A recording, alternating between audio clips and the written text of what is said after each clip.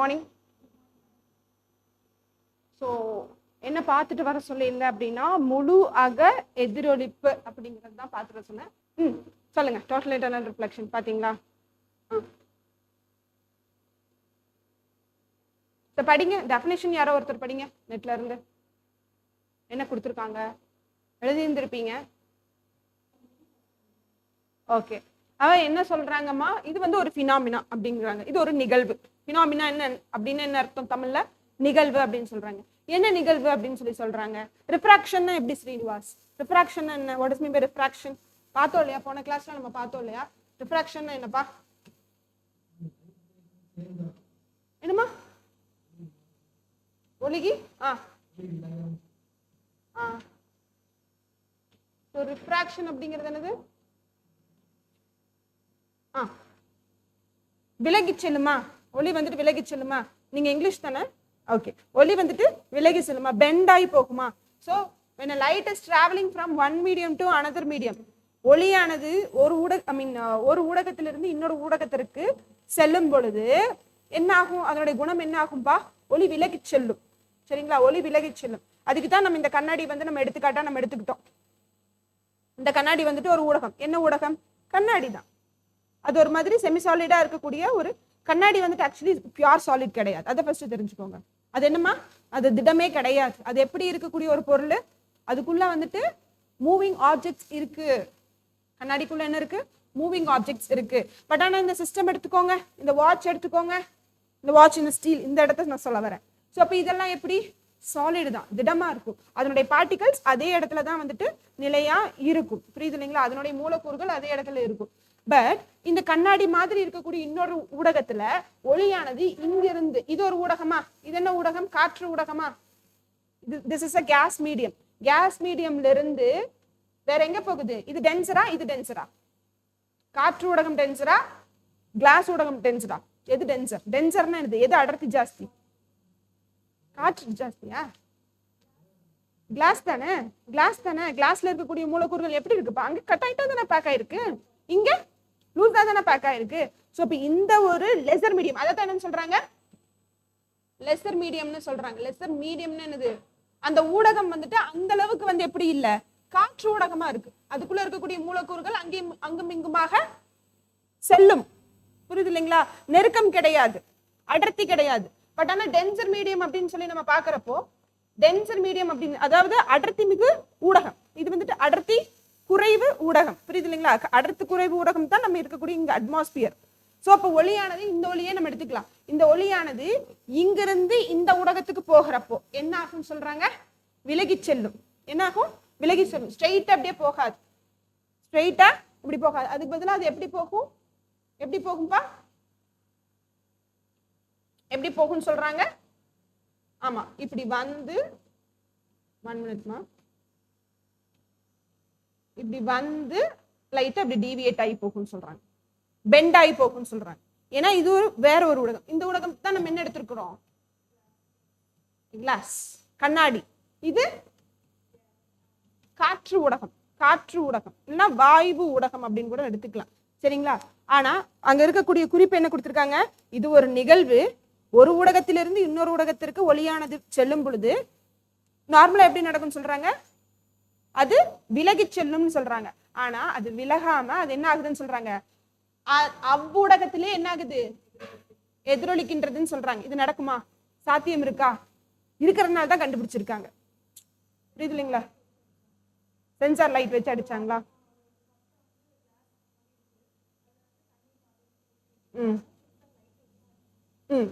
இது எப்படி நடக்குது?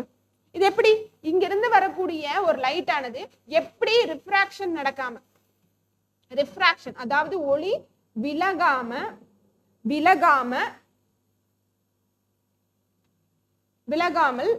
எப்படி செல்லும்? எப்படி செல்லும்? அதுக்கு ஒரு ரூல் இருக்கு. என்ன கண்டுபிடிச்சிருக்காங்க அப்படின்னா, ஒரு ஆங்கிள் டீவியேஷன் வந்துட்டு அதிகரிக்கும் பொழுது, நல்லா புரிஞ்சுக்கணும் என்னப்பா, ஆங்கிள் கோணமானது அதிகரிக்கும் பொழுது அது கிரிட்டிக்கல் ஆங்கிள்னு சொல்லுவாங்க. அந்த கிரிட்டிக்கல் ஆங்கிள் தான் என்னது? அதுக்கு தமிழ்ல என்ன பேருன்னு பார்த்துட்டீங்கன்னா மாறுநிலை கோணம் என்று அழைக்கப்படுகின்றது. சரிங்களா? அந்த மாறுநிலை கோணத்திற்கு இன்னும் அதிகமாக அதிகரித்து கொண்டே போகும் பொழுது அது என்ன ஆகும்? முழு ஒளியும் அதே ஊடகத்திலே எதிரொலித்து விடும். சரிங்களா? இதுக்கு ஒரு எக்ஸாம்பிள் நம்ம பார்ப்போம். சரிங்களா? இந்த இந்த பிக்சர் பாருங்க, ஐ மீன் இந்த வீடியோ பாருங்க. சவுண்ட் வருமானு எனக்கு கரெக்டா தெரியல. இப்போ இது வந்து கிளாஸ், இது வந்து என்னப்பா? கிளாஸ். இது வந்து ப்ரொடெக்டரா? இப்போ ஐம் நாட் ராங், சின்ன வயசுல யூஸ் பண்ண ஞாபகம் இருக்கா? ப்ரொடெக்டரா? ப்ரொடெக்டர் மாதிரி ஒரு கிளாஸ் வடிவத்தில் எடுத்துக்கிட்டாங்க. இது வந்து ஏர் மீடியம். ஒரு பீம் ஆஃப் லைட்டை, பீம் ஆஃப் லைட்னு என்னது? லேசர் மாதிரி இருக்கக்கூடிய பீம் ஆஃப் லைட்டை இது வழியாக பாஸ் பண்ணுவாங்க. ஸோ இந்த ஆங்கிள் இந்த ஆங்கிள் இந்த ஆங்கிள் பார்க்குறப்போ அது அப்படியே ரிஃப்ராக்ட் ஆகி போயிடும், விலகி செல்லும், பெண்ட் ஆகி போகும். பெண்ட் ஆகி போகிறது நல்லாவே தெரியும். ஆனால் ஆங்கிள் இன்க்ரீஸ் ஆகிட்டே இருக்க பொழுது, கோணம் அதிகரிக்கும் பொழுது பர்டிகுலரா ஒரு கிரிட்டிக்கல் ஆங்கிள்னு ஒன்று வரும். அந்த இடத்துல இருந்து என்ன ஆயிடும்? டோட்டலா ஃபுல்லா இன்டர்னல் ரிஃப்ளெக்ஷன் ஆயிடும். உள்ளுக்குள்ளேயே இந்த ஒரு ஊடகத்துக்குள்ளேயே என்ன ஆயிடும்? முழுமையாக எதிரொலித்து விடும். பார்ப்போம்.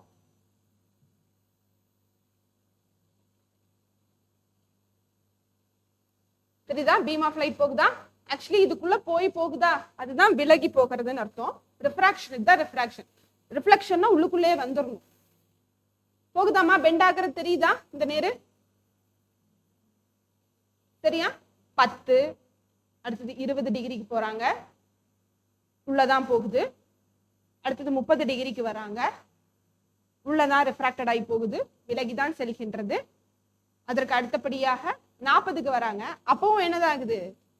விலகிதான் செல்கின்றது. 45 தான் கிரிட்டிக்கல் ஆங்கிள். சரியா? பாருங்க, 40, அதுக்கு அடுத்தபடியா 45, அந்த நடுக்கோடுக்கு வர்றப்போ பாருங்க என்ன ஆகும்? பாருங்க என்ன ஆகுதுமா? என்ன ஆகுது? ரிஃப்ராக்ஷன் ஆச்சா?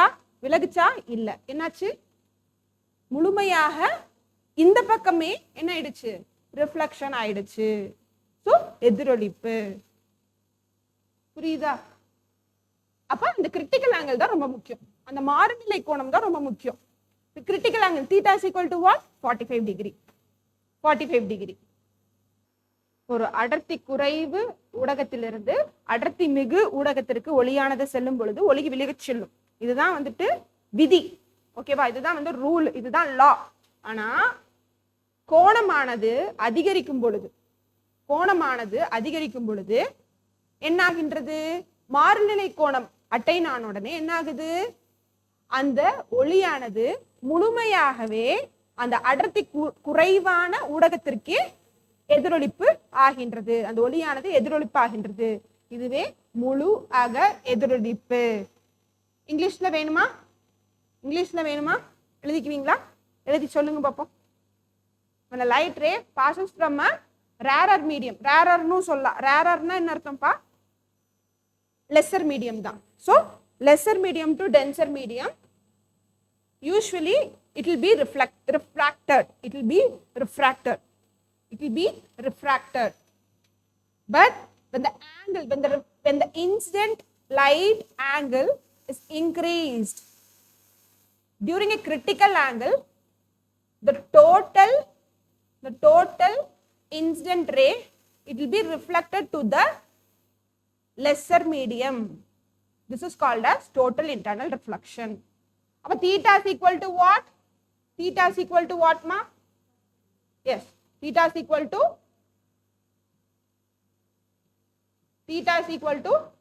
45 degree. Theta is equal to 45 degree. This is called critical angle. Critical angle. மாறுநிலை கோணம். மாறுநிலை கோணம்.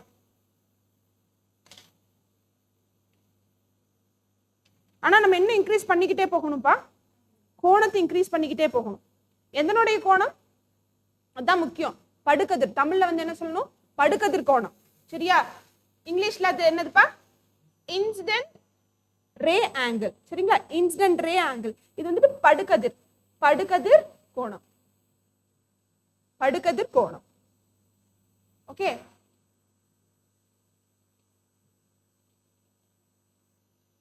Now இதனுடைய அப்ளிகேஷன்ஸ். அப்ளிகேஷன் என்னது? அப்ப இதனுடைய பயன்பாடுகள் இருக்கா, டோட்டல் இன்டர்னல் ரிஃப்ளெக்ஷனுடைய பயன்பாடுகள் இருக்கா, முழு அக எதிரொலிப்புடைய பயன்பாடுகள் இருக்கா அப்படின்னு நம்ம பார்க்கணும். So the most important up to date technology total internal reflection தான் நடக்குது. up to date technology inventions எல்லாமே total internal reflection மூலமா தான் கண்டுபிடிப்புகளா இருக்கு. சரிங்களா, முழு அக எதிரொலிப்புகளாக தான் இருக்கு. என்ன சொல்றாங்க?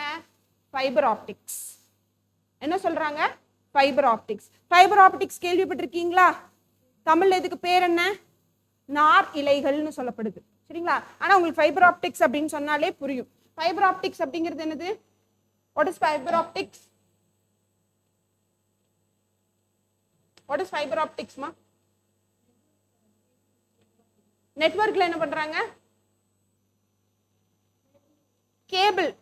நம்ம வந்துட்டு என்னென்ன மாதிரிப்பா கேபிள் யூஸ் பண்ணியிருந்திருக்கோம்? காப்பர் கேபிள் தான் யூஸ் பண்ணியிருந்திருக்கோம்.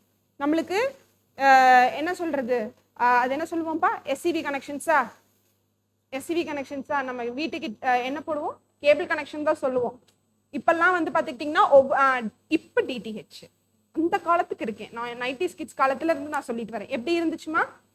அந்த ஒரு இந்த மாதிரி பின் இருக்கும், அதுக்குன்னு ஒரு ஒயர் கொண்டு வருவாங்க, வீட்டுக்கு சொருகி அந்த டிவியில சொருகி தான் நம்ம என்ன பண்ணுவோம், சேனல்ஸ் எல்லாம் நம்ம பார்ப்போம். அது வந்து என்ன பர்டிகுலர் கேபிள்ப்பா? காப்பர் ஒயரான கேபிள். உள்ளுக்குள்ள காப்பர் ஒயர் இருக்கும். நம்மளுக்கு எப்படி இங்க இருக்கக்கூடிய எல்லா கனெக்ஷன்ஸும் எலக்ட்ரிக்கல் கனெக்ஷன்ஸ் எல்லாம் இருக்கு இல்லைங்களா, அந்த மாதிரி காப்பர் ஒயர்ல இருக்கும். இப்போ அது எப்படி மாறிடுச்சு? அவங்கவுங்க வீட்டுல இருந்து என்ன பண்ணிக்கலாம்? டிடிஹெச் வச்சுக்கலாம். டைரக்ட் டு ஹோம் அப்படிங்கிற மாதிரி இருக்கு. ஏர்டெல் இருக்கு, டாடா இருக்கு, ஜியோ இருக்கு இல்லையா? ஸோ இந்த மாதிரி அவங்கவுங்க வீட்டுல இருந்தே வந்து என்ன பண்ணிக்கலாம்? கனெக்ஷன்ஸ் மாட்டிக்கலாம். இப்போ புதுசா ஒன்று கொண்டு வந்துட்டாங்க, அதுதான் என்னது? Fibre optics. ஃபைபர் ஆப்டிக்ஸ் அப்படிங்கிறது என்னது? அதே மாதிரி கேபிளா தான் இருக்கும், ஆனா உள்ளுக்குள்ள கண்ணாடி இருக்கும். இதெல்லாம் என்னப்பா? கண்ணாடி. புரியுதா? இதெல்லாம் கிளாஸ். என்ன பண்றாங்க? இந்த கிளாஸுக்குள்ள லைட், அந்த லைட்ல தான் என்ன இருக்கு? அந்த லைட் ரேஸ்ல தான் என்ன இருக்கு? சிக்னல்ஸ் இருக்கு. அனைத்து சிக்னல்ஸும் இருக்கு. புரிஞ்சுச்சாமா? நம்ம வீட்டுக்கு அப்புறம் வந்துட்டு அந்த காலத்துல நம்ம என்ன போட்டோம்? டெலிஃபோன் ஒயர் போட்டு அதே மாதிரி வீட்டுக்கு உண்டான பிஎஸ்என்எல் கனெக்ஷன்ல என்ன பண்ணிக்குவோம்? நெட் எடுத்துக்குவோம். பிராட்பேண்ட்னு சொல்லுவோம் இல்லையா? அதுவும் கொஞ்சம் நல்லா ஃபாஸ்டா இருக்கும். ஆக்சுவலி அதுதான் ரொம்ப ஃபாஸ்டே. அந்த ஒயர் கேபிள் வழியா வர்றது தான் நம்மளுக்கு எப்படி இருக்கும்? ரொம்ப அதிவேகமான ஃபாஸ்ட் கேபிளா இருக்கும். இப்போ வந்து பாத்துக்கிட்டீங்கன்னா என்ன மாதிரி மாத்திட்டாங்க? Wifi connections direct to home, அது நம்ம சேட்டலைட்ல இருந்தே நம்மளுக்கு எடுத்துக்கிற மாதிரி பண்ணியாச்சு. இப்போ இது வந்து என்ன பண்ணிட்டு இருக்காங்க? நிறைய கிரவுண்ட்ல வந்துட்டு இந்த மாதிரி ஃபைபர் ஆப்டிக்ஸ் கேபிள்ஸை வந்துட்டு பிளேஸ் பண்ணி அந்த கேபிளுக்கு பதிலாக இதை மாத்திருக்காங்க. நான் இப்போ வந்துட்டு உங்களுக்கு சொல்றது வந்துட்டு கேபிள் கொடுக்கறதுக்கு சொல்ல வரல. நான் என்ன சொல்ல வரேன்? அந்த நெட் கனெக்ஷனுக்கு சொல்ல வரேன், டெலிஃபோன் ஒயர் கனெக்ஷன் சொல்ல வரேன். அதுக்கு பதிலாக இதுதான். அதே மாதிரிதான் என்ன பண்றாங்க? என்னென்ன சிக்னல்ஸ் அனுப்பணும், என்னென்ன ஃப்ரீக்வன்சிஸ்ல அனுப்பணும் அப்படிங்கிறதெல்லாம் இதுலயே அனுப்பிச்சிருவாங்க. புரியுதா? இது நம்ம வந்து வீட்டுல மாட்டிக்கிட்டா போதும். இதுல ஒரு சின்ன ஒரு பிரச்சனை என்ன இருக்கு அப்படின்னா, நடுவில் இந்த கேபிள் வழியா ஏதாவது கிளாஸ் உடஞ்சுன்னா என்ன ஆயிடும்? டிஸ்கனெக்ட் ஆயிடும். அது ஒரு கொஞ்சம் பெரிய பிரச்சனை இருக்கு. பட் ஆனா ரொம்ப ஃபாஸ்டா இருக்கும். என்ன சொல்றாங்கப்பா? ரொம்ப ஃபாஸ்டா இருக்கும். ஸோ கிளாஸ் தான் இருக்கு, கிளாஸ் வழியா லைட் பீம் வழியா என்ன பண்றாங்கப்பா? அனைத்து தேவைகளும் அனுப்புறாங்க. அது எப்படி வருது? ரிஃப்ளெக்டட் ஆகி தான் வருது, ரிஃப்ராக்ஷன் ஆகி வரல, டோட்டல் இன்டர்னல் ரிஃப்ளெக்ஷன் ஆகி தான் வருது. புரியுது இல்லைங்களா? முழு ஆக எதிரொலிப்பாகி தான் வருதுன்னு சொல்றாங்க. ஸோ ஃபைபர் ஆப்டிக்ஸ் வந்துட்டு ஒரு அப்ளிகேஷன், இப்போ டே டு டே லைஃப்ல இருக்கக்கூடிய அப்ளிகேஷன். எழுதிக்கலாமா? எழுதிக்கோங்க. அப்புறம் காணல் நீர்னு சொல்லுவோம், மிரேஜ்னு சொல்லுவோம். இட்ஸ் நாட் அன் அப்ளிகேஷன், எடுத்துக்காட்டு. சரிங்களா? காணல் நீருங்கிறது வந்துட்டு அப்ளிகேஷன் கிடையாதுப்பா. அப்ளிகேஷன் அதனால நம்ம உபயோகப்படணும், அதுதான் பயன்பாடு. சரிங்களா? ஆனா இதனால நம்ம பயன்படுறோமானா இல்ல, ஆனா என்ன அர்த்தம்? இருக்குன்னு அர்த்தம். ஏதோ ஒரு எடுத்துக்காட்டு அப்படிங்கிறது இருக்குன்னு அர்த்தம். ஸோ நம்மளுக்கு வந்து இந்த பாலைவனத்துல டிராவல் பண்றப்போ, நம்ம பாலைவனத்துல யார் யாரெல்லாம் டிராவல் பண்ணி வந்திருக்கீங்க? தாட்டு சதுக்காவது போயிட்டு வந்திருக்கீங்களா யாராவது? நான் போனது இல்லம்மா, நான் போனது இல்லை. நான் இங்க இருக்கிற பாலைவனத்துல தான் நான் சுத்திட்டு இருக்கேன்.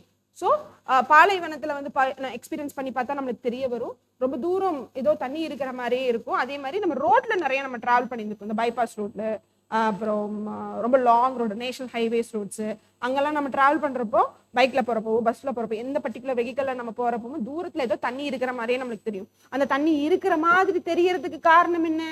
பக்கத்துல போய் பார்த்தா தண்ணி இருக்காது. ஆனா அங்க தண்ணி இருக்கிற மாதிரி இருக்கிறதுக்கு காரணம் என்ன? முழு அக எதிரொலிப்பு தான், டோட்டல் இன்டர்னல் ரிஃப்ளெக்ஷன் தான். சரிங்களா? ரொம்ப இன்டெப்தா போய் நம்ம வந்து ஒரு பர்டிகுலர் இன்னொரு இன்வென்ஷன் கண்டுபிடிக்கிற அளவுக்கு படிக்கணும்னு தேவையில்லை, ஜஸ்ட் தெரிஞ்சு வச்சுக்கோங்க. ஸோ டோட்டல் இன்டர்னல் ரிஃப்ளெக்ஷனால தான் இது நடக்குது. புரியுதாமா? இங்க தண்ணி இருக்கிற மாதிரி காமிச்சு கொடுக்கும். ஓகேவா? ஸோ மிரேஜ்னு சொல்லுவாங்க. என்ன சொல்றாங்கப்பா? மிரேஜ். MIRAGE, mirage. தமிழ்ல அந்த நீர் இல்ல, அதனால அது காணல் நீர் அப்படின்னு சொல்றாங்க. அந்த நீர் அங்க கிடையாது, அதனால காணல் நீர். வேற என்ன எடுத்துக்காட்டுன்னா பெரிஸ்கோப் கேள்விப்பட்டிருக்கீங்களா? பெரிஸ்கோப் கேள்விப்பட்டிருக்கீங்களா? எங்க யூஸ் பண்ணுவாங்க? எங்க யூஸ் பண்ணுவாங்கப்பா? இங்க இருக்கா?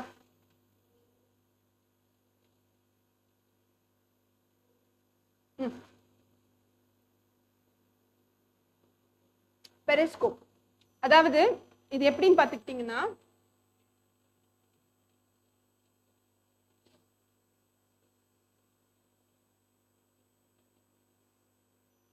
இப்போ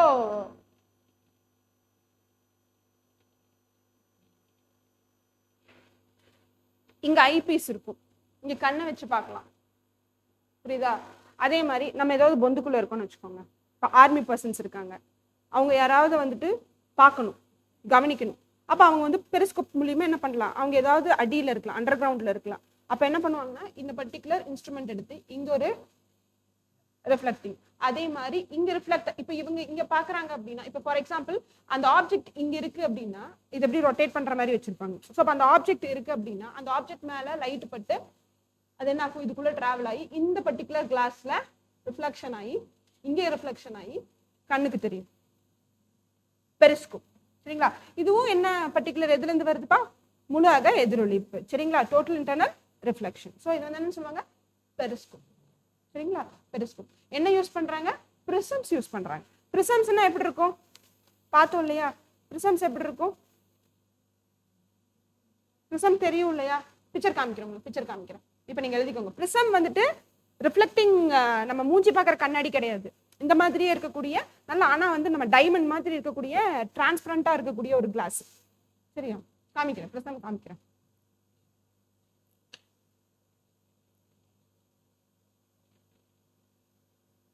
அதுக்கு பேர் முப்பட்டகம்னு சொல்லுவாங்க. முப்பட்டகம். பிரிசம் வந்துட்டு முப்பட்டகம். தமிழ்ல முப்பட்டகம். யார் யார் தமிழ்ல வேணும்னு விருப்பப்படுறீங்களோ முப்பட்டகம். அப்புறம் இன்னொரு எக்ஸாம்பிள் வந்து பாத்துக்கிட்டீங்கன்னா, டோட்டல் இன்டர்னல் ரிஃப்ளெக்ஷன் வந்து எங்க நடக்கும்னா டைமண்ட்ல நடக்கும். சரிங்களா? டைமண்ட் வந்து பாத்துக்கிட்டீங்கன்னா எதால் ஆனது? Diamond is made up of what? Prism காமிச்சிடுறேன், அப்புறமா உங்களுக்கு அது சொல்றேன். இது என்னப்பா? இது என்ன கான்செப்ட்? இந்த கேரக்டர் ஆஃப் லைட்டுக்கு பேர் என்ன பார்த்தோம்? லைட், பீம் ஆஃப் லைட்டை உள்ள பாஸ் பண்ண விடுறோம், இப்படி எல்லா வண்ணங்களா பிரியுது. இது என்னன்னு பார்த்தோம். ஆமா, விப்ஜாருங்கிறது கலரு. இந்த மாதிரி பிரியறதுக்கு பேர் என்ன? ரிஃப்ராக்ஷன் நடக்குது. இன்னொரு விஷயம் நடக்குது. ஸ்கேட்டரிங் எப்படி வரும்? ஸ்கேட்டரிங்னாலையும் நிறம் பிரியும், லைட்டுடைய நிறங்கள் பிரியும். ஆனா இதுக்கு ஒரு வேற கான்செப்ட் இருக்கு, இதுக்கு ஒரு வேற கேரக்டர் இருக்கு. இந்த பினாமினாக்கு வேற ஒரு பேர். டிஸ்பர்சன் பார்த்தமா? லைட் டிஸ்பர்சன் பார்த்தமா? ஒளியின் நிறப்பிரிகை. ஓகேங்களா? ஒளியின் நிறப்பிரிகை. இதான் பிரிசம். முப்பட்டகம். தமிழ்ல என்ன இதுக்கு பேரு? முப்பட்டகம். சரியா? ஓகே. அடுத்தது என்ன சொன்ன? டைமண்டா? இப்ப இங்க கவனிங்க. இந்த டைமண்ட் அப்படிங்கிறது என்னதுப்பா? நத்திங் பட் இல்ல ஒரு ப்ளூ லைட் பாஸ் பண்றாங்க, வேற ஒன்றும் இல்லை. அது ப்ளூ கலர் டைமண்ட்னு நினைச்சுக்காதீங்க. ப்ளூ லைட் பாஸ் பண்றாங்க. டைமண்ட் அப்படிங்கிறது என்னது? எதால் ஆனது? ஃபர்ஸ்ட் ஆஃப் ஆல் டைமண்ட் எதுல இருந்து உருவாகுது? Carbon. Very good. So carbon பல வருஷமா பூமியில புதை கொண்டு என்னவா மாறும்? இந்த மாதிரி ஒரு பிரகாசமான ஒரு கல்லா மாறும். சரிங்களா? பிரகாசமான, இதை கொஞ்சம் தீட்டணும். புரிஞ்சுங்களா? அப்படியே மண்ணுல இருந்து எடுத்தோம் அப்படின்னா மண்ணு கலர்ல தான் இருக்கும், தீட்டணும். சரிங்களா? நல்ல இந்த பாலிஷிங் இது கொடுக்கணும். கொடுத்ததுக்கு அப்புறமா எப்படி இருக்கும்? அப்படியே நல்லா அப்படியே ஜொலிக்கிற ஒரு மின்னும் அந்த அதுக்கு அந்த குவாலிட்டி வந்து கிடைக்கும். இப்போ இதுக்குள்ள என்னதான் இருக்குன்னு நினைக்கிறீங்க? நத்திங் பட் கிளாஸ் தான். கிளாஸ் மாதிரி இருக்கக்கூடிய சப்ஸ்டன்ஸ் தான் இருக்கு. இப்போ இதுக்குள்ள லைட் பாஸ் ஆகிறப்போ ரிஃப்ராக்ஷன் தான் நடக்குது. ஃபர்ஸ்ட் என்ன நடக்குதுப்பா? ஒளி விலகிதான் செல்கின்றது. சரிங்களா? பெண்டாய் தான் போகுது. ஆனா அதுக்குள்ள போக போக போக ஆங்கிள் இன்க்ரீஸ் ஆக ஆக ஆக என்ன ஆயிட்டு இருக்கு, அந்த மாறுநிலை கோணதுக்கு அப்புறமா டோட்டல் இன்டர்னல் ரிஃப்ளெக்ஷனாலதான் இப்படி அந்த மாதிரி கிளிட்டரிங் ஒரு எஃபெக்டை வந்துட்டு கொடுக்குது. வெறுமன ரிஃப்ராக்ஷன் மட்டும் ஆகி போச்சு அப்படின்னா இந்த மாதிரி கிளிட்டரிங் கொடுக்காது. விலகி சென்றா இப்படி கிளிட்டரிங் ஆகாது, முழுதாக எதிரொலிப்பு நடக்கணும். புரிஞ்சுங்களா? ஸோ டைமண்டும் வந்துட்டு என்னதான் அர்த்தம், மீன் இதுக்கு ஒரு எடுத்துக்காட்டு. சரிங்களா? டைமண்டும் இதுக்கு ஒரு எடுத்துக்காட்டு.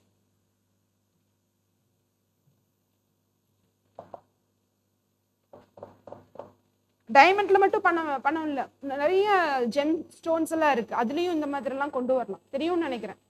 உலகத்துல நிறைய கிறிஸ்டல், மண்ணுக்கடியில நிறைய கிறிஸ்டல் கல்லுகள்லாம் இருக்கும்பா.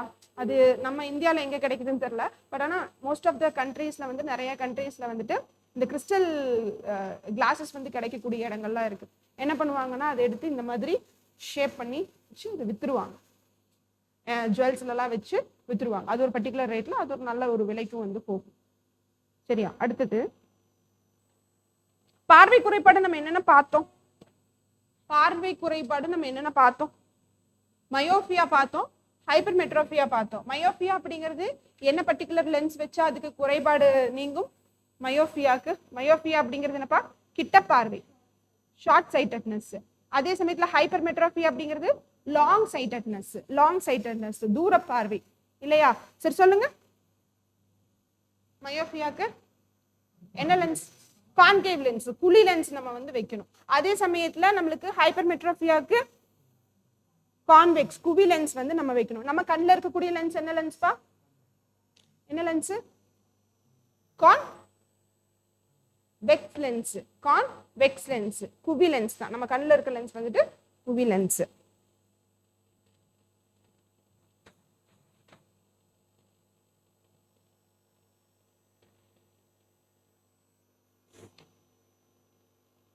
சரியா? சரி, லேசர் போயிடலாமா? லைட்டோடைய டாபிக்கே தான் laser.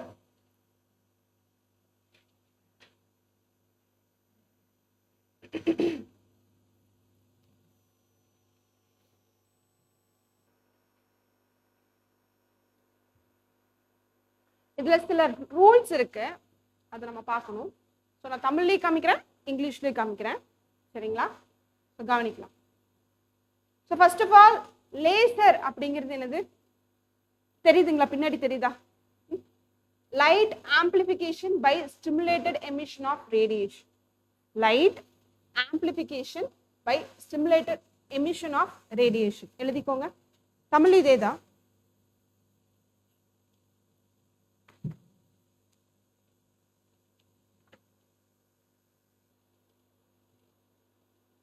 light amplification by stimulated emission of radiation. Stimulated na enna artham? தூண்டுறது, தூண்டுவது. சரிங்களா? ஸ்டிமுலேஷன் அப்படின்னா என்ன அர்த்தம்? தூண்டுறது. எதை தூண்டுறாங்க? Stimulated amplification, light amplification. Light வந்து ஆம்பிளிஃபை ஆகுது, அதாவது அதிகரிக்கின்றது. சம்திங் ஏதோ வந்துட்டு அதனோட டிஸ்டன்ஸ் வந்து அதிகரிக்கிறது. ஆம்பிளிஃபிகேஷன் நம்ம ஆல்ரெடி நம்ம பார்த்தோமா? என்ன பார்த்தோம்? What is amplification? ஆம்பிளிஃபையர் அப்படின்னு என்ன அர்த்தம்? வீச். ஆமா, ஜாஸ்தியா பார்ட்டிகல்ஸ் வந்து டிஸ்பிளேஸ்மெண்ட் ஆகணும். புரியுது இல்லைங்களா? பார்ட்டிகல்ஸ் வந்துட்டு ஜாஸ்தியா வந்து டிஸ்பிளேஸ்மெண்ட் ஆகும். லைட் வந்து என்ன பர்டிகுலர் வேவ் ஃபார்ம் எடுத்து போகும்? டிரான்ஸ்வர்ஸ் வேவா இல்ல வந்து லாங்கிடியூடல் வேவ் அந்த பர்டிகுலர் ஃபார்மேஷன்ல போகுமா? அதாவது நெட்டலைகள் மாதிரி போகுமா, குறுக்கலைகள் மாதிரி போகுமா? Light transverse. டிரான்ஸ்வர்ஸ்னா என்ன அர்த்தம்? குறுக்கு. சரிங்களா? டிரான்ஸ்வர்ஸ்னா என்ன அர்த்தம்ப்பா? குறுக்கு. அப்போ லைட் அப்படிங்கிறது லைட் அப்படிங்கிறது இந்த மாதிரி தான் போகும். சரிங்களா? இந்த மாதிரி தான் போகும். அம்மந்தனமா இதான் வந்துட்டு குறுக்கலைகள் கூடிய டைரக்ஷன் ஆஃப் மூவ்மெண்ட். லைட்டு ஸ்ட்ரெயிட்டா தான் டிராவல் பண்ணும், ஆனா பார்ட்டிகல்ஸ் மூவ்மெண்ட் மேலும் கீழுமாக இருக்கும். இப்ப ஜாஸ்தி என்ன ஆகணும்னு சொல்றாங்கப்பா? ஆம்பிளிஃபை ஆகணும்னு சொல்றாங்க. லைட் ஆம்பிளிஃபை ஆகணும், வீச் ஆகணும் அப்படின்னு சொல்றாங்க. என்ன பண்ணி வீச் பண்றாங்க? ஏதோ ஸ்டிமுலேட் பண்றாங்க. Stimulated emission of radiation. அப்ப ரேடியேஷன் என்னமோ அதுக்குள்ள நடக்குது. புரியுது இல்லைங்களா? அதனாலதான் வந்துட்டு லேசர் பீம்ஸ் உண்டாகுது. நார்மல் லைட்டு என்னவாகுதுமா? லேசர் பீம்ஸா கன்வெர்ட் ஆகுது. லைட்டு தான் எதவா மாத்துறாங்க? லேசரா மாத்துறாங்க. புரியுது இல்லைங்களா? லேசர் பீம்ஸா கன்வெர்ட் ஆகுது அப்படின்னு சொல்றாங்க. Okay, the light emitted from an ordinary light source. Ordinary லைட்டா இருக்கக்கூடிய விஷயத்த light source is incoherent because the radiation emitted from different atoms has no definite phase relationship with each other. For interference of light, coherent sources are essential. Two independent sources cannot act as coherent sources. For experimental purposes, from a single source, two coherent sources are obtained. In recent years, some sources have been developed which are highly coherent, known as laser. The word laser is an acronym for light amplification by stimulated emission of radiation. The difference between ordinary and the laser beams is pictorially depicted. இந்த மாதிரி தான் இருக்கும் அப்படின்னு சொல்றாங்க. So தமிழ்ல படிச்சுட்டு வந்துடலாம். உங்களுக்கு நான் எக்ஸ்பிளைன் பண்றேன். புரிஞ்சிருக்காது எனக்கு தெரியும். புரிஞ்சுச்சா யாரா ஒருத்தருக்கு புரிஞ்சிருச்சாமா? புரிஞ்சிச்சுன்னா பரவாயில்ல, யூ கேன் எக்ஸ்பிளைன், தப்பே கிடையாது.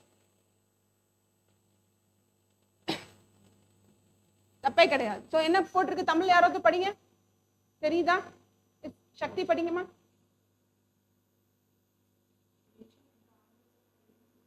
சுருக்கமா? சரி, ஓகே, கவனிக்கலாம். இது சாதாரண ஒளி. என்ன சொல்றாங்க? சாதாரண ஒளி. இது சாதாரண ஒளியாப்பா? சன்லைட் சாதாரண ஒளியா? ஆமாவா இல்லையா? சன்லைட் சாதாரண ஒளியா? ஒத்துக்கிறீங்களா? ஆமா. அப்படிங்கிறது எப்படி இருக்குன்னு சொல்றாங்கப்பா? இன்கோஹரண்டா இருக்குன்னு சொல்றாங்க. இன்கோஹரண்டா என்ன அர்த்தம்?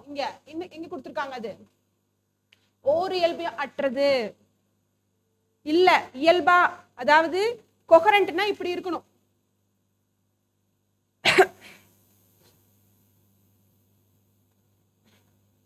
இங்கே பிக்சர் இருக்கு, காமிக்கிறேன். கொஹரண்ட்னா இப்படி இருக்கணும். ஒவ்வொன்றும் ஃபேஸோட ஃபேஸு ஒட்டி போய் இருக்கணும்.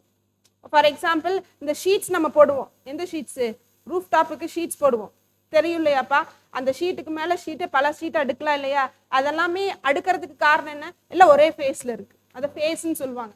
என்ன சொல்லுவாங்கப்பா? ஒரு ஷீட்டு, அதுக்கு அடுத்த ஷீட்டு, அதுக்கு அடுத்த ஷீட்னு போட்டே இருக்கிறோம் இல்லையா? இதை ஃபேஸ்ன்னு சொல்லுவாங்க. இப்படி இருந்தா என்ன அர்த்தம்? கொஹரண்ட்னு அர்த்தம். சரிங்களா? அந்த வார்த்தை எங்காவது கொடுத்துருக்காங்களா? இப்போ ஓரியல் பற்றது அப்படின்னா இன்கொஹரண்ட். அந்த வார்த்தைக்கு என்ன அர்த்தம்? இன்கொஹரண்ட். கொஹரண்டா இல்ல, ஒன்னா இல்ல. சரிங்களா? அப்ப நார்மல் லைட் எப்படி இருக்காமா? சாதாரண ஒளி எப்படி இருக்காமா? ஆர்டினரி லைட் எப்படி இருக்குங்கிறாங்க? ஒன்னு ஒரு ஃபேஸ்ல இருக்கும், இன்னொன்னு படுத்துக்கிட்டு இருக்கும், இன்னொன்னு வேற ஒரு ஃபேஸ்ல இருக்கும். புரியுதா? பல ஃப்ரீக்வன்சி பல வேவ் லென்த்ல இருக்கும்னு சொல்றாங்க. ஆமா, நம்மளுக்கு நல்லாவே தெரியும். விப்ஜிஆர்லயும் என்ன இருக்கும்? பல வேவ் லென்த் இருக்கும், பல ஃப்ரீக்வன்சிஸ் இருக்கும். படிச்சோமா இல்லையா? அலைநீளம் இருக்கும். எதுக்கு அலைநீளம் ஜாஸ்தி? எந்த வண்ணத்துக்கு அலைநீளம் ஜாஸ்தி? யோசிச்சு சொல்லுங்க. ரெட்டு. எதுக்கு அதிகமான அதிர்வெண் ஜாஸ்தி? நான் அப்படியே மாத்தி கேட்கிறேன். வயலட்டுக்கு. சரியா? ப்ளூ கலருக்கு அதிகமான அதிர்வோட இருக்கும். அந்த பார்ட்டிகல்ஸ் எப்படி இருக்கும்பா? அதிர்வோட இருக்கும். அப்ப நம்ம ஒத்துக்கிறோம் லைட்ல பல வண்ணங்கள் இருக்கு. இந்த 7 வண்ணங்கள் தானா? கிடையவே கிடையாது. அதுக்குள்ள இன்னும் நிறைய பிரியலாம்ப்பா. அதுக்குள்ள நிறைய இப்போ ஒன்றும் இல்லை. இப்போ இந்த பர்டிகுலர் நான் பிக்சர் எடுக்கிறப்பவே இதுல எத்தனை வண்ணங்கள் இருக்கு? நம்மளுக்கு தேவைங்கிற வண்ணங்கள் நிறைய எடுக்கலாம். ஷேட்ஸ் நம்ம நிறைய எடுக்கலாம். அதே போலவே தான். ஸோ என்ன சொல்றாங்க?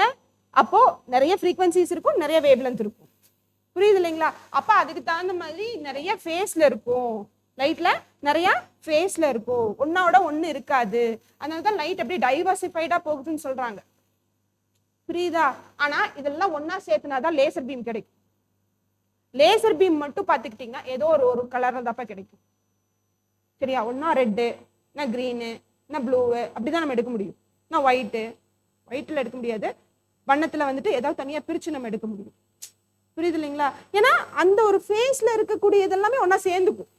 அப்பதான் அது ஒரு பீம் ஆஃப் லைட் அப்படியே குமாட்சியா போகும். புரியுதோ? So first of all ordinary லைட்ல அப்படி இருக்காது. எல்லாமே பல டைவர்சிஃபிகேஷனா இருக்கும். ஏன்னா ஒவ்வொன்றும் ஒவ்வொரு ஃப்ரீக்வன்சிஸ் அதிர்வெண்ல இருக்கும், ஒவ்வொன்றும் ஒவ்வொரு வேவ் லென்த்ல இருக்கும் அப்படிங்கிறாங்க. அதை நம்ம என்ன பண்ணணும்? லேசர் ஒளியில என்ன பண்ணணும்ன்றாங்க? எல்லாமே ஒரே ஃபேஸா கொண்டு வரணும், கொஹரண்டா கொண்டு வரணும் அப்படிங்கிறாங்க. அப்படி கொண்டு வந்தா மட்டும்தான் லேசரை ப்ரொடக்ஷன் பண்ண முடியும் அப்படிங்கிறாங்க. புரிஞ்சுச்சா? ஃபர்ஸ்ட் பேராகிராஃப்ல இருக்கக்கூடிய அர்த்தங்கள் புரிஞ்சிருச்சுங்களா? ஓகே. அடுத்தது என்ன கொடுத்துருக்காங்க? Characteristics of laser. இப்போ லேசருக்கு உண்டான பண்புகள் என்ன ஃபர்ஸ்ட் நம்ம தெரிஞ்சுக்கணும். என்ன இருக்கணும்னு சொல்றாங்க? இந்த லேசர் பீம் அப்படிங்கிறது மோனோக்ரோமேட்டிக்கா இருக்கணும். மோனோக்ரோமேட்டிக்னா ஒரே ஒரு வண்ணமா இருக்கணும், ஒரு வண்ணமாக இருக்கணும், மோனோவா இருக்கணும் ஃபர்ஸ்ட் ஆஃப் ஆல். அடுத்தது கொஹரண்டா இருக்கும். இஸ் கொஹரண்டா இருக்கணும். With the wave all exactly in phase with one another. ஒன்றோடு ஒன்று இணைந்ததாக காணப்பட வேண்டும். சரிங்களா? இணைந்ததாக காணப்பட வேண்டும் சொல்றேன். does not divert at all. அது டைவர்ஷன் ஆகி போகக்கூடாது. இப்போ லைட் வர மாதிரி டைவர்ஷன் ஆகி போகக்கூடாது. அப்படியே ஸ்ட்ரெயிட் டிராவல்ல போகிற மாதிரி நம்மளுக்கு அப்படியே போகிற மாதிரியே தெரியணும். லேசர் தெரியும் இல்லையா, பார்த்துருக்கீங்க இல்லையா? எத்தனை பேர் பார்க்கல? சின்ன குழந்தைங்களெல்லாம் வச்சுட்டு விளையாடுங்க இல்லையா?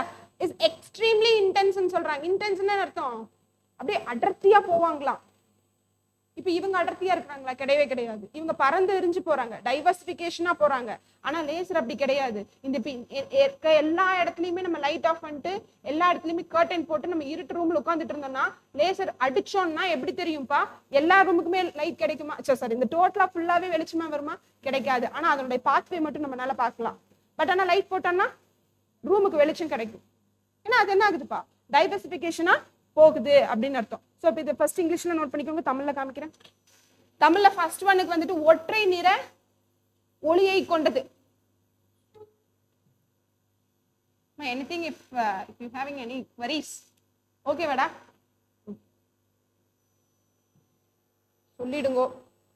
யார் யாருக்கு என்னென்ன பார்வை திறன் இருக்குங்கிறது எனக்கு தெரியாது. எனக்கு இங்க என்ன தெரியுதோ நான் அப்படியே காமிச்சிட்டு இருக்கேன். ஸோ ஒற்றை நிற ஒளியை கொண்டது ஃபர்ஸ்ட் பாயிண்ட் தமிழ்ல. அதான் இஸ் மோனோக்ரோமேட்டிக். இஸ் கொஹரண்ட் அப்படின்னா தமிழ்ல ஓரியல்பானது. லேசர் கற்றைன்னு சொல்லுவாங்கப்பா. பீம் என்னன்னு சொல்லுவாங்க? கற்றை. லேசர் கற்றை ஓரியல்பு தன்மையுடையது.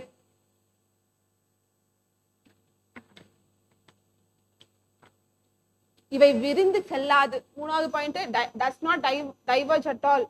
இவை விரிந்து செல்லாது.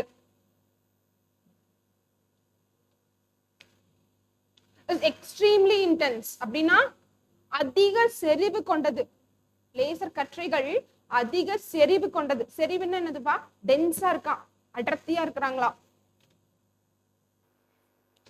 இதுல நம்ம ஒரு பர்டிகுலர் ஒரு கான்செப்ட் இருக்குப்பா. இந்த கடைசி பாயிண்ட்டுக்கு தமிழ்ல காமிச்சிட்டு வரேன். எழுதிட்டீங்களா? தமிழ்ல காமிச்சிடுறேன்.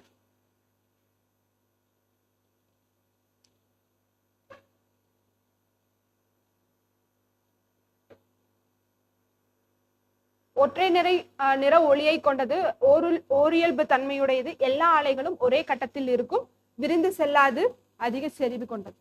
அதிக செறிவு கொண்டது. எழுதிட்டீங்களேம்மா? இந்த பாயிண்ட்டுக்கு மட்டும் நம்ம ஒண்ணு புரிஞ்சுக்க வேண்டியது இருக்கு.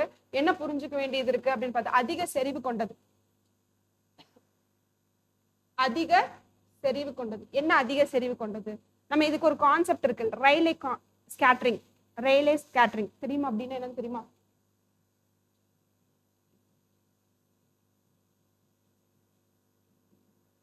ரயிலே ஒளிச்சிதறல் அப்படின்னு சொல்லுவாங்க. சரிங்களா? ரயிலே ஸ்கேட்டரிங் என்ன? What is Rayleigh scattering? What is Rayleigh scattering? சரி, ரயிலே ஸ்கேட்டரிங் லா, இந்த விதி அப்படிங்கிறது என்ன அப்படின்னா எழுதிக்கோங்க.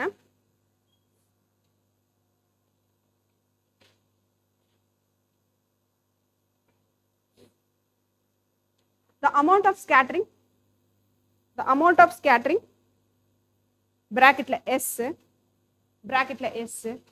amount of scattering, உட்காந்துக்கோங்க. The amount of scattering S, bracket குள்ள S மா, is inversely proportional to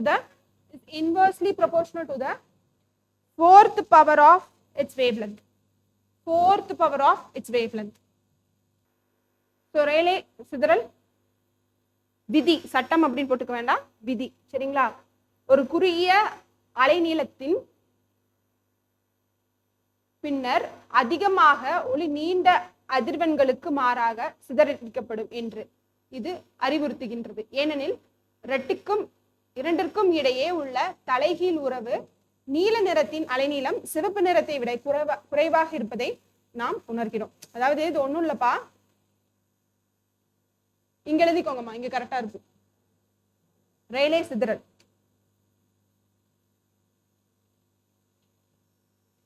என்பது கதிர்வீச்சின் அலைநீளத்தை விட மிகச்சிறிய அளவிலான துகள்களால் ஒளியின் சிதறல் அல்லது விலகல் அல்லது பிற மின்காந்த கதிர்வீச்சு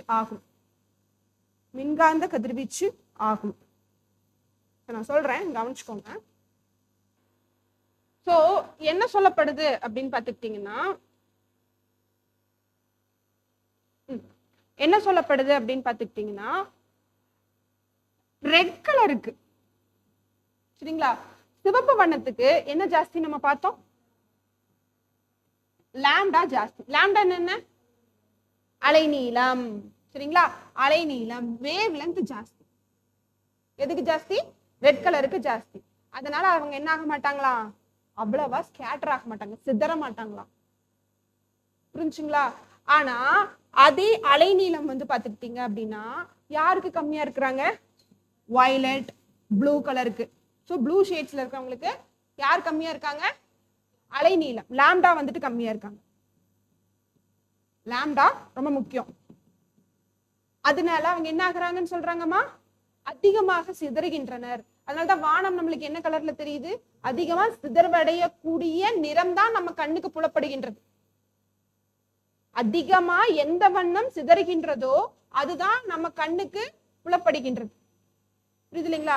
இதனாலதான் டிராபிக் லைட்ஸ்லயும் ப்ளூ கலர் வைக்க மாட்டாங்க, என்ன கலர்ல வைப்பாங்க, ரெட்ல வைப்பாங்க. புரியுது இல்லைங்களா? ஆனா வானம் நம்மளுக்கு கண்ணோட காமிக்கிறதுக்கு காரணம் என்னன்னா அவங்களுக்கு வேவ் லென்த் அப்படிங்கிறது வந்துட்டு கம்மி, ப்ளூக்கு நீல நிறத்துக்கு, அதனால ஜாஸ்தியா சிதறடைகின்றாங்க. இதுதான் ரெய்லே ஸ்கேட்டரிங் லா, விதி. புரிஞ்சுங்களா? இதுக்கு ஒரு ஃபார்முலா இருக்கு. ஸோ இப்போ S is equal to, சரிங்களா, S is equal to 1 by எதனோட 4 பவர்னு சொல்றாங்கப்பா, வேவ் லென்த் உடைய 4th பவர் அப்படின்னு சொல்றாங்க. சரிங்களா, வேவ் லென்த் உடைய 4th பவர். இது என்னது, ஸ்கேட்டரிங் ஆஃப் லைட். S அப்படிங்கிறது என்னது, ஸ்கேட்டரிங் ஆஃப் லைட். புரியுது இல்லைங்களா வந்தவங்க? உங்க பேருங்க ரேவதி. ஸ்கேட்டரிங் ஆஃப் லைட், ஒளிச்சிதறல். ஒளிச்சிதறலுக்கு உண்டான எந்த வண்ணம் அதிகமாக சிதறும் அப்படிங்கிறதுக்கு உண்டான அர்த்தம். புரியுது இல்லைங்களா? நான் சொன்ன விஷயத்தை அப்படியே தமிழ்லயும் எழுதி வச்சுக்கோங்க.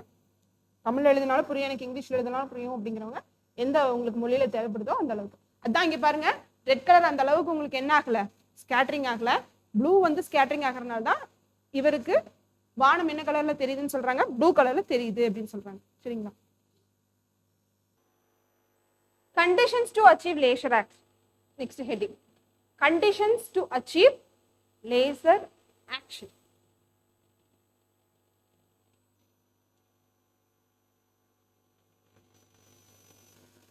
அதே சமயத்துல தமிழ்ல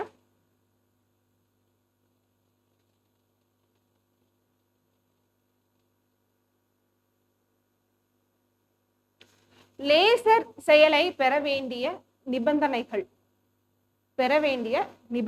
என்னென்ன இருந்துச்சுன்னா, என்னென்ன கண்டிஷன்ஸ் இருந்துச்சுன்னா லேசர் நம்ம வந்துட்டு அட்டைன் பண்ணலாம் அப்படிங்கிறது. ஸோ எழுதிக்கோங்க, தமிழ்ல இருக்கவங்க ஃபர்ஸ்ட் எழுதிக்கோங்க. Let me explain. நீங்க தமிழா இங்கிலீஷுங்களா? தமிழ் தான். எழுதிக்கோங்க. ஹெட்டிங் வந்து லேசர் போட்டுக்கோங்க, LASER, லேசர்.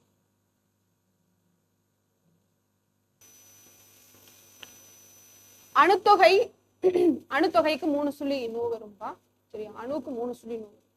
அணுத்தொகை ஏற்றம் இருக்க வேண்டும், அதாவது அடிநிலையை விட கிளர்ச்சி நிலையில் அதிக அணுக்கள் இருக்க வேண்டும். ஃபர்ஸ்ட் கண்டிஷன், நிபந்தனை. செகண்ட், கிளர்ச்சியுற்ற நிலை. இதை ஃபர்ஸ்ட் நம்ம என்னன்னு தெரிஞ்சுட்டாதான் நம்மளால புரிஞ்சுக்க முடியும். சொல்றேன், நான் என்னன்னு சொல்றேன். கிளர்ச்சியுற்ற நிலை இடைநிலையாக இருக்க வேண்டும். வெளிவரும் போட்டான்கள் மேலும் போட்டான்களை வெளி வருவதை தூண்ட வேண்டும். இதனை எதிரொலிக்கும் கண்ணாடிகள் 2 முனைகளில் வைக்கப்படுவதால் பெறலாம். இந்த கண்டிஷன்ஸ். எத்தனை கண்டிஷன்ஸ்? மொத்தம் 3 கண்டிஷன்ஸ் இருக்கு. மொத்தம் 3 கண்டிஷன்ஸ் இருக்கு.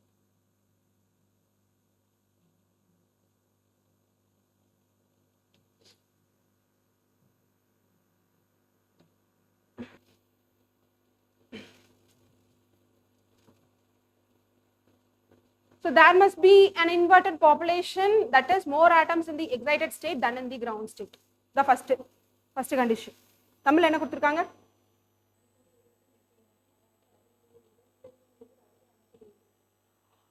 அணுத்தொகை ஏற்றம் இருக்க வேண்டும் அப்படின்னா என்ன அர்த்தம்?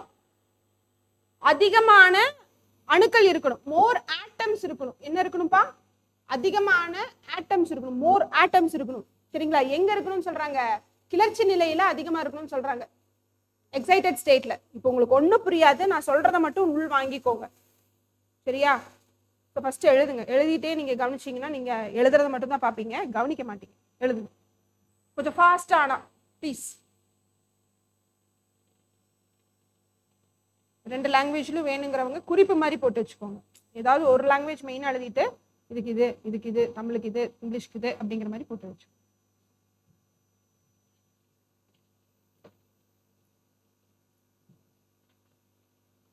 ஆக்சுவலி எவ்ரிதிங் உங்களுக்கு மெட்டீரியல் வந்து வாங்குறவங்களுக்கு கண்டிப்பாக வந்து இருக்கும். மற்றபடி ரன்னிங் நோட்ஸ் எடுக்கிறவங்களுக்கு வந்துட்டு கொஞ்சம் டீட்டெயிலாகவே இருக்கும்.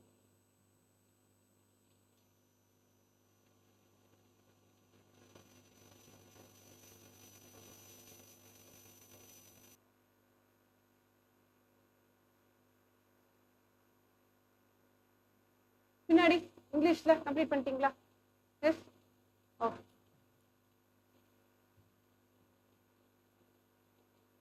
என்ன கொடுத்துருக்காங்கப்பா?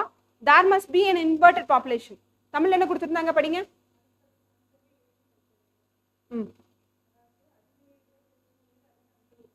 சரி, ஃபர்ஸ்ட் ஆஃப் ஆல் அடிநிலை என்ன, கிளர்ச்சி நிலை என்ன, அணுத்தொகை என்ன அப்படிங்கறத நம்ம புரிஞ்சுக்கணும். இங்க கவனிச்சுக்கோங்க, இந்த பிக்சர் பார்த்துக்கோங்க. இது வந்து எனர்ஜி 1, எனர்ஜி 2. சரியா? எனர்ஜி 1, இது வந்துட்டு எனர்ஜி 2.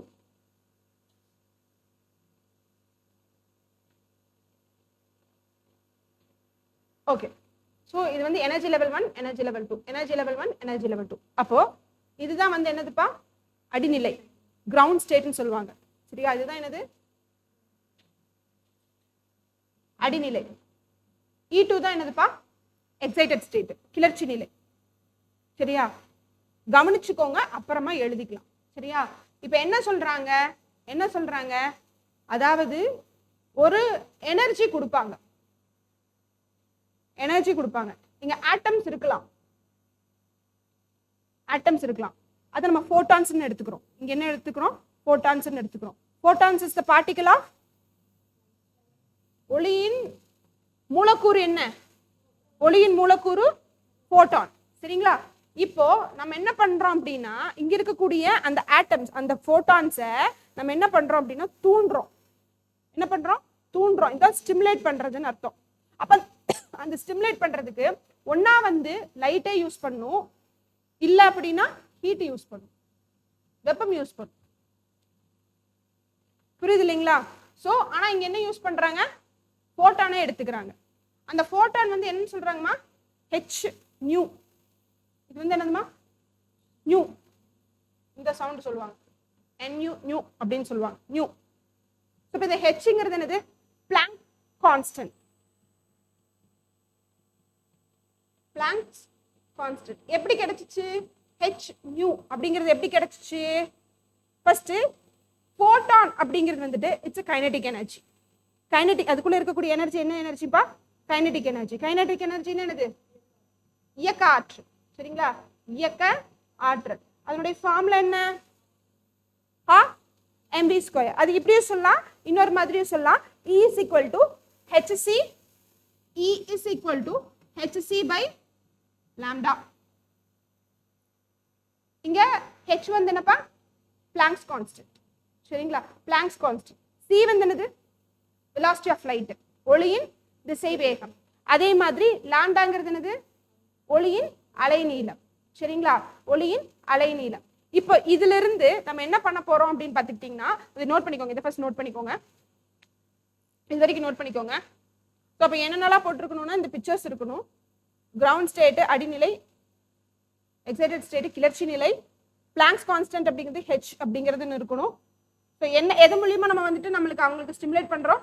லைட் மூலியமாவே தான். லைட் போட்டான் வச்சே தான் நம்ம வந்து அவங்களை ஸ்டிமுலேட் பண்ண வைக்கிறோம், தூண்டுறோம்.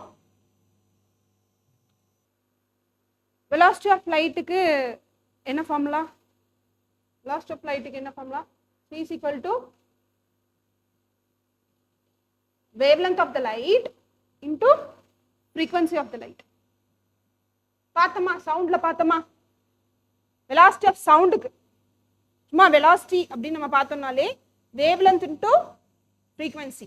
அது என்னவா இருந்தாலும் சரி, சவுண்டா இருந்தா சவுண்டோடது, லைட்டா இருந்தா லைட்டோடது, எந்த பார்ட்டிகளோடதோ அதனுடைய வெலாசிட்டி திசை வேகம் மற்றும் எதனின் பெருக்கம்? அலைநீளம் மற்றும் அலைநீளம் மற்றும் அதிர்வெண்ணுடைய பெருக்கம். அந்த பார்ட்டிகல், அந்த மூலக்கூறின் அலைநீளம் மற்றும் அதிர்வெண்ணின் பெருக்கம். ஓகேவா? நம்மளுக்கு இப்ப தெரியும் இயக்க ஆற்றலுக்கு என்ன formula? hc/λ. hc/λ. h is equal to what? Planck's constant. பிரேக்ல Planck's constant என்னன்னு பார்த்து சொல்லுங்க. கான்ஸ்டன்ட் என்னது? மாறிலி, மாறாதது, மாறிலி. தமிழ்ல அது எப்படின்னு சொல்லுவாங்க? மாறிலி, மாறிலி அப்படின்னு சொல்லுவாங்க. கான்ஸ்டன்ட். அப்போ பிளாங்க்ஸ் மாறிலி அப்படின்னு தமிழ்ல சொல்லுவாங்க. பிளாங்க்ஸ் மாறிலி. கவனிக்கலாம், கவனிக்கலாம். இப்போ நான் சிக்கு பதிலா இதை வந்து நான் என்ன பண்ண போறேன்? சப்ஸ்டிட்யூட் பண்ண போறேன். சோ வேவ் லென்த்க்கு என்னப்பா? What is the wavelength? Lambda. ஃப்ரீக்வென்சிக்கு என்ன? நியூ. புரியுதா? சப்ஸ்டிட்யூஷன் பண்ண போறேன். அப்போ h இதுக்கு என்னது? Lambda nu divided by lambda. Lambda lambda அடிஞ்சிருமா? அப்ப இஸ் ஈக்குவல் டு நமக்கு என்ன கிடைக்குது? h நியூ கிடைக்குது. இதுதான் this one. எப்படி வந்து h நியூ கிடைக்குது அப்படிங்கிறது புரியுது இல்லையா? Planck's constant into frequency. Planck's constant into frequency தான் லைட் உடைய what? லைட் உடைய ஸ்டிமுலேட்டிங், அந்த ஸ்டிமுலேட்டிங் ஃபோட்டான் உடைய கைனடிக் எனர்ஜி, இயக்க ஆற்றல். ஓகேவா? எழுதிக்கோங்க. நம்ம இங்க என்ன யூஸ் பண்றோம்? லைட்டை தான் தூண்டு வைக்கிறதுக்கு நம்ம யூஸ் பண்ணிக்கிறோம். லைட்டை தான் நம்ம யூஸ் பண்றோம். ஸோ அதுதான் ஸ்டிமுலேட்டிங் ஃபோட்டான். அதுக்கிட்ட ஒரு எனர்ஜி இருக்கு. அதுதான் என்னதுப்பா? h new. அதான் எப்படி வந்துச்சு அப்படிங்கறத நம்ம கண்டுபிடிச்சிட்டோம். ஸோ அந்த h நியூ அப்படிங்கறத யூஸ் பண்ணி நம்ம இங்க இருக்கக்கூடிய ஆட்டம்ஸை நம்ம என்ன பண்றோம்? எக்ஸைட் பண்ண வைக்கிறோம், கிளர்ச்சி பண்ண வைக்கிறோம், தூண்ட வைக்கிறோம். தூண்ட வச்சு அதை என்ன பண்ண வச்சிடறோம்? அடுத்த எனர்ஜி லெவலுக்கு கெயின் பண்ண வச்சிடறோம். எனர்ஜி லெவல் கீழே அடிநிலையில இருந்து கிளர்ச்சி நிலைக்கு நம்ம அதை தள்ளி விட்டுறோம். அப்ப அதுக்கிட்ட என்ன இருக்கும்? E plus h நியூ இருக்குமா? இருக்குமா? அதுக்கிட்ட ஆல்ரெடி E1 இருக்கா? E1 plus h நியூவோட செகண்ட் ஸ்டேஜ்ல போய் அது நிக்குமா? என்ன சொல்றாங்க அப்படின்னா, இங்க ரொம்ப நேரம் நிக்காதுன்னு சொல்றாங்க. எக்ஸைட்டட் ஸ்டேஜ்ல அந்த கிளர்ச்சி விட்ட அந்த நிலையில ஆட்டம் ஆனது, அந்த போட்டான் ஆனது ரொம்ப நேரம் நிக்காதுன்னு சொல்றாங்க. திருப்பியும் அது கீழே வந்துரும் சொல்றாங்க. திருப்பியும் கிரவுண்ட் ஸ்டேட்டுக்கு வந்துரும் சொல்றாங்க. வர்றப்போ ஒரு பர்டிகுலர் எனர்ஜியை லாஸ் பண்ணி தான் வரும். அது எந்த அளவுக்கு கெயின் பண்ணுச்சோ அந்த அளவுக்கு எனர்ஜியை லாஸ் பண்ணி தான் அது வரும். புரிஞ்சுச்சு இல்லைங்களா? அப்ப அது லாஸ் பண்ணுது இல்லையா? அது லாஸ் பண்றதும் லைட்டா தான் லாஸ் பண்ணும். ஏன்னா நம்ம லைட்டை வச்சுதான் என்ன பண்றோம்? தூண்ட வைக்கிறோம். அப்போ அது லாஸ் பண்ணக்கூடிய அந்த எனர்ஜியும் எப்படிதான் இருக்குன்னு சொல்றாங்கம்மா? லைட்டா தான் இருக்குன்னு சொல்றாங்க. அதை வந்து நம்ம என்ன பண்றோம் அப்படின்னா, இந்த பக்கம் அந்த பக்கம் ஒரு கிளாஸை வச்சு மாத்தி மாத்தி ரிஃப்ளெக்ட் பண்ண விடுறோம். அப்ப பண்றப்போ திரும்ப திரும்ப இந்த கிரவுண்ட் ஸ்டேட்ல இருக்கக்கூடிய ஆட்டம்ஸ், அதாவது போட்டான்ஸை தூண்ட வச்சுக்கிட்டே இருக்கும். இப்படி திருப்பி போறப்போ தூண்ட விடும், அது திருப்பி மேல போயிடும், திருப்பி கீழே வரும், எனர்ஜி விடும். இப்படி மாத்தி மாத்தி ஒரு ரிஃப்ளெக்டிங் மிரரை வச்சு நம்ம தூண்ட வைக்கிறப்ப என்ன ஆகும்பா? ஒரு group of beam of light கிடைக்குது. கொஹரன்ட் சோர்ஸ்ல மோனோக்ரோமேட்டிக்கான ஒரே நிற கற்றையான ஒரே ஃபேஸ்ல நம்மளுக்கு லைட் கிடைக்குது. அத ஒரு பர்ஃபரேட்டட் கிளாஸ் மூலியமா அந்த ஒரு பக்கம் மட்டும் என்ன பண்ணிடுவாங்கன்னா ஓட்டப்பட்ட கிளாஸா வச்சுக்குவாங்க மிரரை. ஒரு பக்கம் டோட்டலா ரிஃப்ளெக்டிங் மிரர் வச்சுக்குவாங்கம்மா. இன்னொரு பக்கம் எப்படி வச்சுக்கிறாங்க? ஓட்ட போட்ட மிரர் வச்சுக்கிறாங்க. ரெண்டுமே மிரர் தான், சரிங்களா? ரிஃப்ளெக்டிங் மிரர் தான். ஆனா ஒரு பக்கம் மட்டும் ஓட்ட போட்ட மாதிரி வச்சு அந்த ஓட்ட வழியா என்ன எடுப்பாங்க? லேசர் பீம்ஸை எடுப்பாங்க, வெளியே எடுப்பாங்க. இப்படிதான் லேசர் பீம்ஸ் வந்துட்டு எடுக்கப்படுது. சிம்பிள் கான்செப்ட் தான். என்ன பண்றாங்க? உள்ளுக்குள்ள இருக்கிற லைட்டை, அந்த ஆட்டம்ஸ், அந்த போட்டான்ஸை லைட்டை வச்சு தூண்ட விடுறாங்க. தூண்ட விட்டு அதுக்கு ஒரு எனர்ஜி, எக்ஸ்ட்ராவா எனர்ஜி கொடுத்து திருப்பி திருப்பி கிரவுண்ட் ஸ்டேட் கொண்டு வராங்க. அதாவது அடிநிலை கொண்டு வராங்க. கிளர்ச்சி நிலையிலிருந்து அடிநிலை கொண்டு வராங்க. வர வர அது என்ன பண்ணுது? அது எனர்ஜி வெளியே விட்டுக்கிட்டே இருக்கு. எந்த அளவுக்கு ரிசீவ் பண்ணுச்சோ அந்த அளவுக்கு வெளியே விடுது. மாத்தி மாத்தி மாத்தி மாத்தி என்ன பண்றாங்க? அடிக்க விடுறாங்க. இந்த பக்கம் இந்த கண்ணாடியில மாத்தி மாத்தி அடிக்க விடுறப்போ கேப் வழியா என்ன வரும்னு சொல்றாங்க? பீம் ஆஃப் லேசர் லைட்ஸ் வரும்னு சொல்றாங்க. புரிஞ்சாமா? அதுதான் இங்க கொடுத்துருக்காங்க. என்ன கொடுத்துருக்காங்க? ஸோ இன்வெர்டட் பாப்புலேஷன் இருக்கணும்னு சொல்றாங்க. இன்வெர்டட் பாப்புலேஷன்னா எங்க ஜாஸ்தியா இருக்கணும்? கிளர்ச்சி நிலையில ஆட்டம்ஸ் போய் கெயின் பண்ணி, எனர்ஜியை கெயின் பண்ணி போய் மேல இருக்கணும். நார்மலா எங்க தான் இருப்பாங்க? கிரவுண்ட் ஸ்டேட்ல தான் இருப்பாங்க. அதுதான் நார்மல் ஸ்டேட். கீழே இருக்கிறது தான் நார்மல் ஸ்டேட். சரியா? கீழே இருக்கிறது தான் என்னது? நார்மலா இருக்கிறது. சாரி.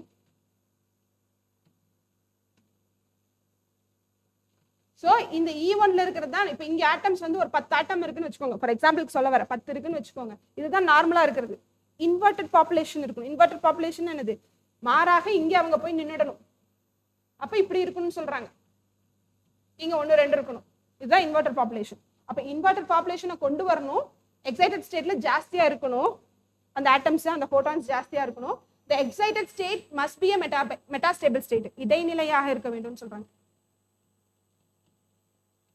இடைநிலைன்னா என்னன்னா, ஃபார் எக்ஸாம்பிள் நார்மலா எவ்வளவு தூரம் நிப்பாங்க, எவ்வளவு தூரம் அந்த எக்ஸைட்டட் ஸ்டேஜ்ல நிப்பாங்கன்னு பாத்துக்கிட்டீங்கன்னா எழுதிக்கோங்க.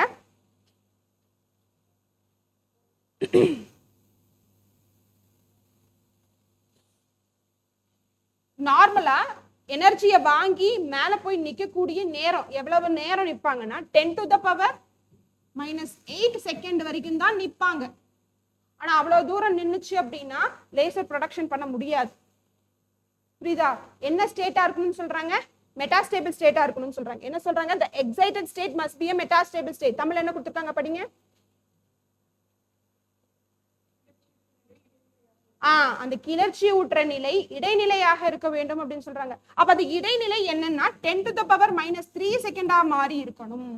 10⁻8 செகண்டா இல்லாம 10⁻³ செகண்ட். அப்ப இன்னும் கூட ஜாஸ்தி டைம் எடுத்து நிக்கும் அந்த இடத்துல. போட்டான்ஸ் ரிசீவ் பண்ண அந்த எனர்ஜி ரிசீவ் பண்ண அந்த ஆட்டம்ஸ் போய் அந்த இடத்துல நிக்கிறப்போ இன்னும் கொஞ்சம் கூட நேரம் எடுத்து நிக்கும். எவ்வளவு நேரம் நிக்கணும்?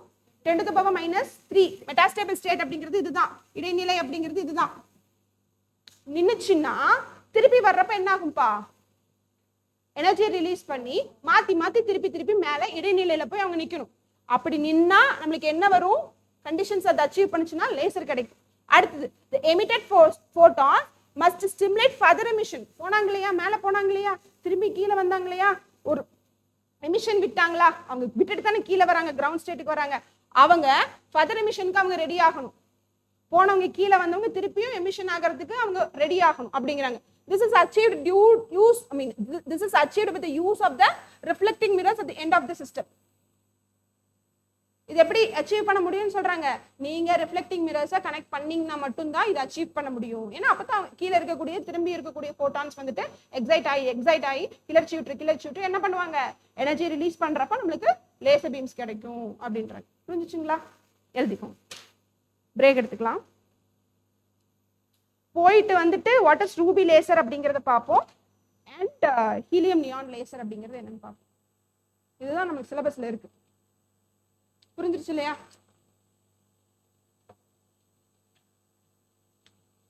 ஆன்லைன்ல இருக்கவங்களுக்கு ஏதாவது டவுட்ஸ் இருந்துச்சுன்னா கமெண்ட்ல போட்டு விடுங்கம்மா, எனக்கு தெரியப்படுத்துவாங்க.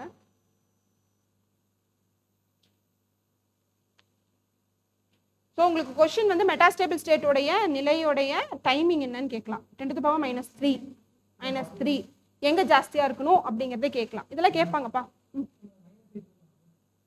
அது நார்மலா இருக்கிறது. நார்மலா கிளர்ச்சி விட்டுருச்சுன்னு வச்சுக்கோங்களேன். இப்ப நீங்க அதை தூண்ட வச்சுட்டீங்க, அந்த போட்டான தூண்ட வச்சுட்டீங்க. நார்மலா நிக்கிற டைம் வந்து 10⁻⁸ தான். இது நார்மலா நடக்கும். ஆனா அப்படி நின்னா லேசர் ப்ரொடக்ஷன் ஆகாது. நம்ம அதுக்கு பதிலாக அது என்னவா மாத்தணும்? 10⁻³ செகண்ட் வரைக்குமே இன்னும் கொஞ்சம் கூட டைம் நிக்கணும். நீங்க நினைச்சுக்கலாம் 8 தானே ஜாஸ்தி, மைனஸ்ல போகிறப்போ வேல்யூ கம்மியாகிறப்ப தான் அதுதான் பெரிய வேல்யூவா இருக்கும்.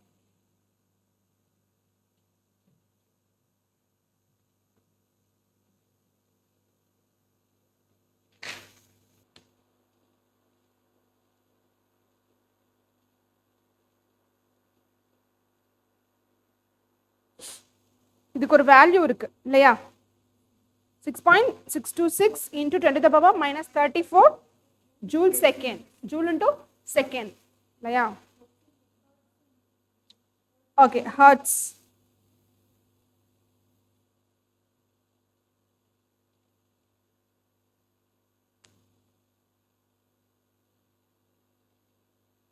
ரொம்ப சிம்பிள் தான்.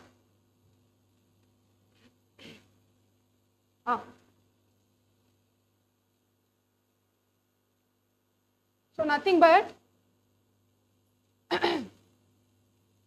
So it's simplified as what?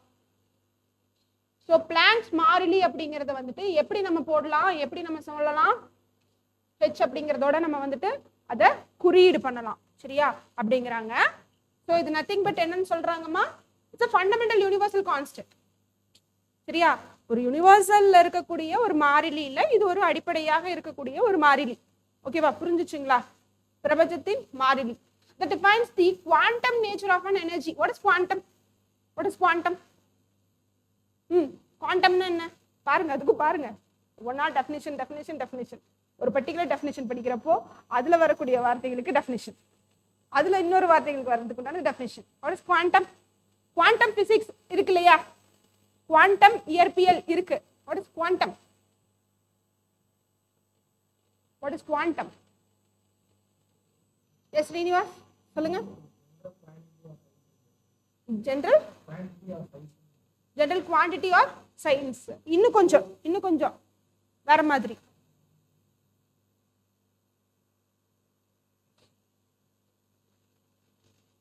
எழுதி வச்சிருக்கீங்களா?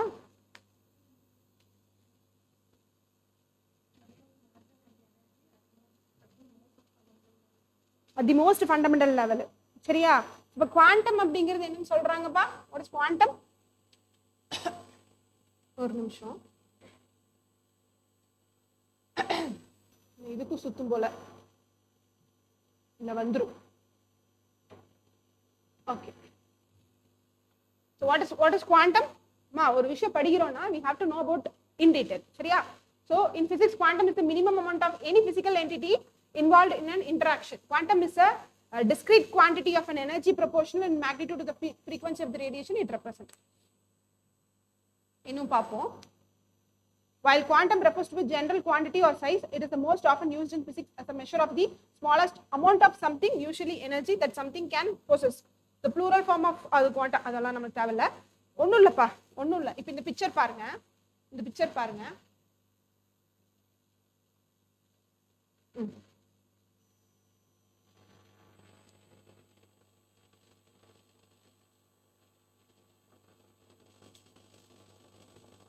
இதுல ஒன்றும் இல்லை, ஹைட்ரஜன் ஆட்டம் எடுத்திருக்காங்க. என்ன எடுத்திருக்காங்க? இந்த பிக்சர்ல இருக்கிறது ஹைட்ரஜன் ஆட்டம் தான். இப்போ இந்த ஹைட்ரஜன் ஆட்டம்ல எத்தனை எலக்ட்ரான் இருக்கு, எத்தனை புரோட்டான் இருக்கு ஹைட்ரஜன்ல? what is the atomic number of hydrogen? Ma'am என்ன எடுத்தாங்க? கெமிஸ்ட்ரியில் என்ன எடுத்தாங்க? ஃபர்ஸ்ட் கிளாஸ் போன வாரம் வியாழக்கிழமை என்ன எடுத்தாங்க? தனிமம் சேர்மம் எடுத்துட்டாங்களா? முடிச்சிட்டாங்களா? what is the atomic? அப்ப தனிமம் எடுத்துட்டாங்கன்னா what is the atomic number of hydrogen? என்னப்பா? அதுக்கு மேல எங்களுக்கு தெரியாது. அப்ப என்ன எலிமெண்ட் படிச்சீங்க? என்ன எலிமெண்ட்ஸ் அண்ட் காம்பவுண்ட்ஸ் படிச்சீங்க?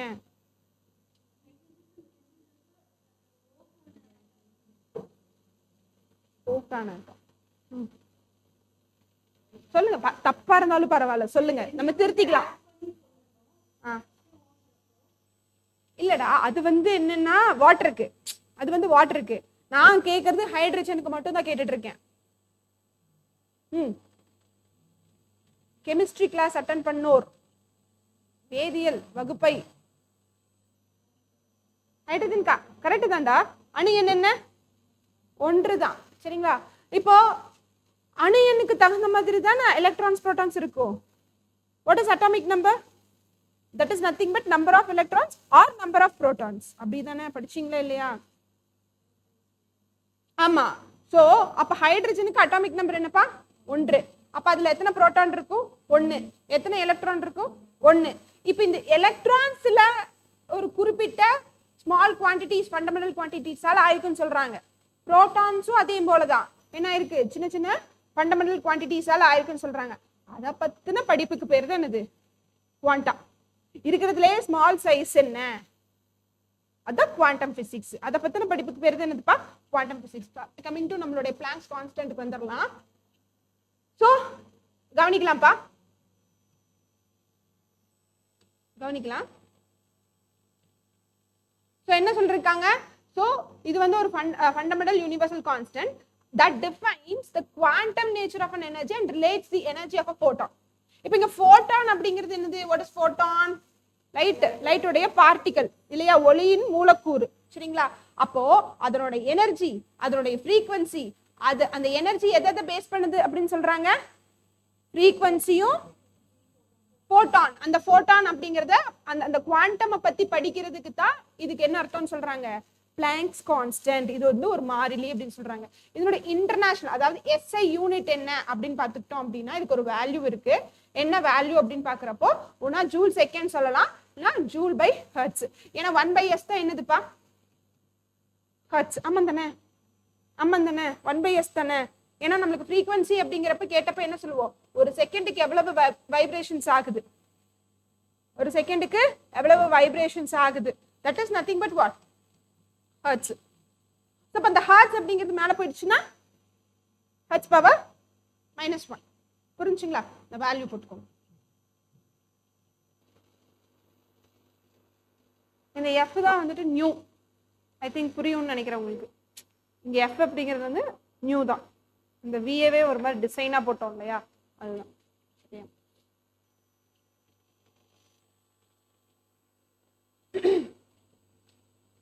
ஸோ அப்போ லேசர் நம்ம வந்துட்டு கெயின் பண்றதுக்கு, லேசர் கெயின் பண்றதுக்கு இன்வெர்டர் பாப்புலேஷன் இருக்கணும். ஆட்டம்ஸ் அதிகமா வந்துட்டு கிளர்ச்சி ஊற்ற நிலையில தான் இருக்கணும். எதை விட? அடிநிலையை விட. அந்த அடிநிலையை விட கிளர்ச்சி ஊற்ற நிலையில அதிகமா இருக்கணும்னா அது என்ன ஸ்டேட்ல இருக்கணும், எந்த நிலையில இருக்கணும்? இடைநிலையில இருந்தாதான் அது கொஞ்ச நேரம் அங்க நிற்கும். திரும்பியும் அந்த பர்டிகுலர் எமிட்டட் போட்டான்ஸ், அந்த தூண்டப்பட்ட அந்த போட்டான்ஸை திருப்பியும் நம்ம எங்க கொண்டு போய் நிக்க வைக்கணும்? கிளர்ச்சி ஊற்ற நிலையில பதரா நம்ம கொண்டு போய் மாத்தி மாத்தி நிக்க வச்சுக்கிட்டே இருக்கணும். இதை அட்டைன் பண்ணணும் அப்படின்னா, இதை நம்ம கொண்டு வரணும் அப்படின்னா நம்ம வந்து ரெண்டு பக்கமுமே என்ன பண்ணணும்ப்பா? ஆமா, ஒரு கண்ணாடிகளை வைக்க வேண்டும். சரிங்களா? ஒரு பக்கம் என்ன மாதிரி வைக்கணும்? ஓட்டை இல்ல கண்ணாடியை நம்ம வைக்கணும் அப்படிங்கறதெல்லாம் டீட்டெயில் சொல்றாங்க. ஸோ இப்போ இதுல ஃபர்ஸ்ட் நம்ம வந்துட்டு நம்மளுக்கு கொடுத்துருக்கு புக்ல இருக்கு. இது பழைய புக்குப்பா. சரியா? பழைய பிசிக்ஸ் புக்கு, இப்ப இருக்கக்கூடிய பிசிக்ஸ் புக் கிடையாது. அதுல இருக்கிற நோட்ஸ்ல தான் இருக்கு. Ruby laser. Ruby laser. So ruby laser வந்துட்டு was first developed by T Maiman in 1960s. அவர் வந்து கண்டுபிடிச்சிட்டார் ரூபி லேசரை. T Maiman. It consist of a single crystal of ruby rod of length 10 cm and 0.8 cm in diameter. என்ன சொல்றாங்க? So length வந்துட்டு கிட்டத்தட்ட எவ்வளவு இருக்குன்னு சொல்றாங்கப்பா? 10 சென்டிமீட்டர் தான். சரிங்களா? ஸ்கேல் அளவுக்கு எப்படி இருக்குங்கிறத பார்த்துக்கோங்க. ஸோ அப்போ சென்டிமீட்டர், அதனோட டயாமீட்டர், இதுதான் டயாமீட்டர். இந்த டயாமீட்டர் எவ்வளவு இருக்குன்னு சொல்றாங்க? 0.8 தான். 0.8 சென்டிமீட்டர் இருக்குன்னு சொல்றாங்க. The ruby is a crystal of aluminum oxide. உள்ளுக்குள்ள என்ன இருக்காங்க? அலுமினியம் ஆக்சைடு இருக்காங்க. Al2O3. இப்படி போடணும் பாத. இருங்க. Al2O3. சரிங்களா? அது கீழே வரல, அவ்வளவுதான் வித்தியாசம். In which some of aluminum ions are replaced by chromium ions. அலுமினியமுக்கு பதிலா யாரை சேஞ்ச் பண்ணி வச்சிருக்காங்க? chromium ions சேஞ்ச் பண்ணி வச்சிருக்காங்க. The opposite end of ruby rod are flat and parallel. One end is fully silvered and the other is partially silvered. பாதியா தான் silver பண்ணி வச்சிருக்காங்க. ஏன்னா அது வழியா வெளியே வரணும் இல்லையா லேசரு. ஸோ ஒரு பக்கம் ஃபுல்லாவே பண்ணி வச்சிருக்காங்க. 100% ரிஃப்ளெக்டிங் மிரரா இருக்கு. 100% ரிஃப்ளெக்டிங் மிரரா இருக்கு. ஒரு பக்கம் எப்படி இருக்குன்றாங்கப்பா? பார்ஷியலா சரியா? ஓட்ட போட்ட மாதிரி வச்சிருக்காங்க. ஸோ அடுத்தது என்ன சொல்றாங்க? அதாவது செமி டிரான்ஸ்பரண்டா இருக்குன்னு சொல்றாங்க. The ruby rod is surrounded by a helical xenon. helical xenonனா சுத்தியுமே ஒரு xenon கிளாஸால அதை வந்துட்டு சுருள் வடிவில் அது சுருள வச்சிருக்காங்க. xenon flash tube which provides the pumping light to raise the chromium ions to upper energy level. அதாவது எக்ஸைட்டட் ஸ்டேட்டுக்கு போகும்ன்றாங்க. கிளர்ச்சியுற்ற நிலைக்கு போகிறதுக்கு யார் மூலியமா போக வைக்கிறாங்க? இந்த xenon flash மூலியமா வரக்கூடிய லைட்டை வச்சு இதுக்குள்ள இருக்கக்கூடிய குரோமியம் அயான்ஸை வந்து தூண்ட வைக்கிறாங்க. புரிஞ்சுங்களா? குரோமியம் அயான்ஸை தூண்ட வைக்கிறாங்க. In the xenon flash tube, each flash lasts several milliseconds and in each flash a few thousand joules of energy is consumed. புரிஞ்சா? சோ இப்ப இத பண்ண வச்சு என்ன பண்ண வைக்கிறாங்கமா? The simplified energy level diagram of chromium ions in a ruby laser indicating appropriate excitation and decay is shown in figure 6.30. கீழ இருக்குன்னு சொல்றாங்க. In normal state most of the chromium ions are in the ground state. E1 லெவல்ல தான் இருக்குன்னு சொல்றாங்க.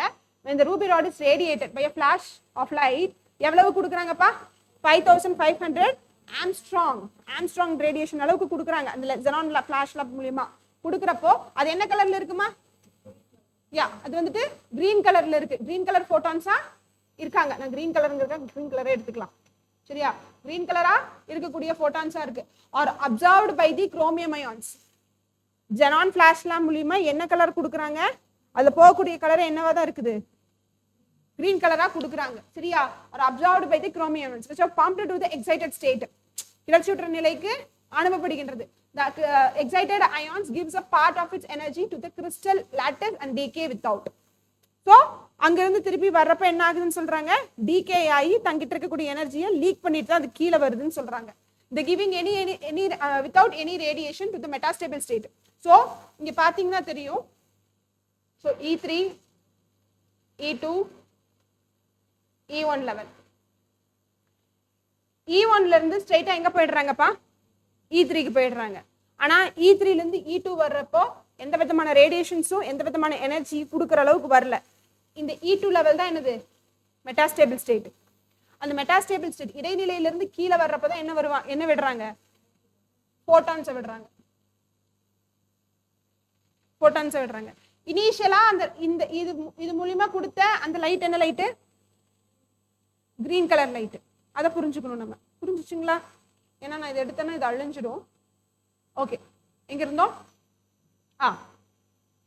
so metastable state E2 since the state E2 has much longer lifetime 10 to the power minus 3 seconds the number of ions in the stage goes on increasing thus population inversion is achieved between the stage E2 and E1 so அப்ப இங்க வந்து என்ன ஆயிட்டாங்க E2 ல கொஞ்ச நேரம் நிக்கக்கூடிய photons வந்து கொஞ்ச நேரம் நிக்கறாங்க அப்ப E1 ல கம்பேர் பண்றப்போ எங்க ஜாஸ்தியா இருக்காங்க E2 ல ஜாஸ்தியா இருக்காங்க அப்ப population inversion நடந்துருச்சு when the excited ion from the metastable state E2 drops down spontaneously to the ground state E1 அங்க இருந்து ஸ்பான்டேனியஸா எந்த விதமான வெளி சோர்ஸும் இல்லாம என்ன ஆயிடுறாங்க ஆட்டோமேட்டிக்கா கீழே வந்துடுறாங்க வர்றப்போ it emits a photon of wavelength 6943 Armstrong இனிஷியலா எவ்வளவு கொடுத்தோம் 5500 ஆம்ஸ்ட்ராங் அப்படிங்கிற எனர்ஜி நம்ம அதுக்கு கொடுத்துருக்கோம் கிரீன் லைட்டோட xenon லாம்ப்ல நம்ம கொடுத்தோம் யாரை இக்னைட் பண்றோம் யாரை தூண்ட வைக்கிறோம் குரோமியம் அயான்ஸ் அலுமினியம் அயான்ஸ் பதிலாக தானே இப்போ குரோமியம் அயான்ஸ் மாற்றி வச்சிருக்கிறோம் இப்போ குரோமியம் அயான்ஸ் வந்து இக்னைட் ஆயிட்டாங்க அவங்க வந்து தூண்டிட்டாங்க ஐ மீன் தூண்டப்பட்டுட்டாங்க அந்த தூண்டுனது ஸ்ட்ரைட்டா எங்க போய் உட்காந்துட்டாங்க E3 ல போய் உட்காந்துட்டாங்க E3 ல இருந்து E2 க்கு வர்ற வரைக்கும் ஒண்ணுமே எமிஷன் கொடுக்கல அவங்க சரியா E2 தான் மெட்டாஸ்டேபிள் ஸ்டேட்னா என்னதுப்பா இடைநிலை அந்த இடைநிலையில இருந்து ஸ்பான்டேனியஸா கீழே இறங்குறாங்க வர்றப்போ என்ன பண்றாங்க தான் வர்றப்போ அவங்க அந்த எஸ் ஒரு நிமிஷமா 6943 ஆம்ஸ்ட்ராங் அப்படிங்கிற அளவுக்கு எமிஷனோட வெளியே வர்றாங்க இது எனர்ஜி லெவல் சரியா அந்த பர்టిక్యులர் வேவ் லென்த்தோட வெளியே வராங்க சரிங்களா இது வந்து வேவ் லென்த்தை வந்துட்டு ரெப்ரசன்ட் பண்ணுது சோ அந்த வேவ் லென்த்தோட வெளியே வராங்க this photon travels through the ruby rod and is reflected back and forth by the silver ends மாத்தி இந்த பக்கம் அந்த பக்கம் என்ன ஆகுறாங்க இடிச்சிடிச்சு கீழ இருக்கிற ஆட்டம்ஸ் திருப்பி தூண்ட வச்சு என்ன பண்றாங்க குரோமியம் அயான்ஸை தூண்ட வச்சு என்ன பண்றாங்க மாத்தி இந்த process நடக்குதுன்னு சொல்றாங்க சரிங்களா yes silver ends until it stimulates another excited ion and causes it to emit a fresh proton in phase with stimulating photon thus the reflection will amount in the additional stimulation emission so the so called amplification by the stimulator இதுதான் amplify பண்றது புரியுதுலப்பா இதுதான் amplify ஏனா 5500 ஆம்ஸ்ட்ராங்கா இருந்த wavelength எவ்வளவா மாற்றப்பட்டிருக்கு 6943 ஆம்ஸ்ட்ராங்கா மாறிடுச்சு amplify ஆயிடுச்சா reach அதிகமாயிடுச்சா அது ஆயிடுச்சுன்னு சொல்றாங்க this stimulated emission is the laser transition finally a pulse of red light wave கடைசி என்ன கிடைக்குதுங்கறாங்க ரெட் லைட் கிடைக்குது கொடுத்தது கிரீன் லைட் கிடைச்சது ரெட் லைட் ஏனா வேவ்லென்த் மாறிடுச்சு வேவ்லென்த்க்கு என்ன ரெட் லைட்க்கு என்ன ஜாஸ்தி வேவ்லென்த் ஜாஸ்தி so red light of wavelength 6943 angstrom emerged through the partially silvered end of the crystal புரிஞ்சுச்சுங்களா தமிழ்ல டிஸ்ப்ளே வேணுமா காமிக்கணுமா இல்ல இதுல புரிஞ்சிருச்சுன்னு சொல்றீங்களா anyone தமிழ்ல காமிக்கணும்னா காமிச்சிடலாம். மெயின்மேன் என்பவரால் 1960 ரூபி ரேசர் வடிவமைக்கப்பட்டது. anyone can study? படிக்கிறீங்களா இல்ல உங்களுக்கு புரியுது அப்படிங்கிறீங்களா? படிக்கிறீங்களா? யாராவது ஒருத்தவங்க படிக்கிறீங்களா? படிச்சா புரியும் அப்படிங்கிற மாதிரி யாராவது ஃபீல் பண்றீங்களா? படிங்க. தேவைப்பட்டால், உங்களுக்கு தேவைப்பட்டால்.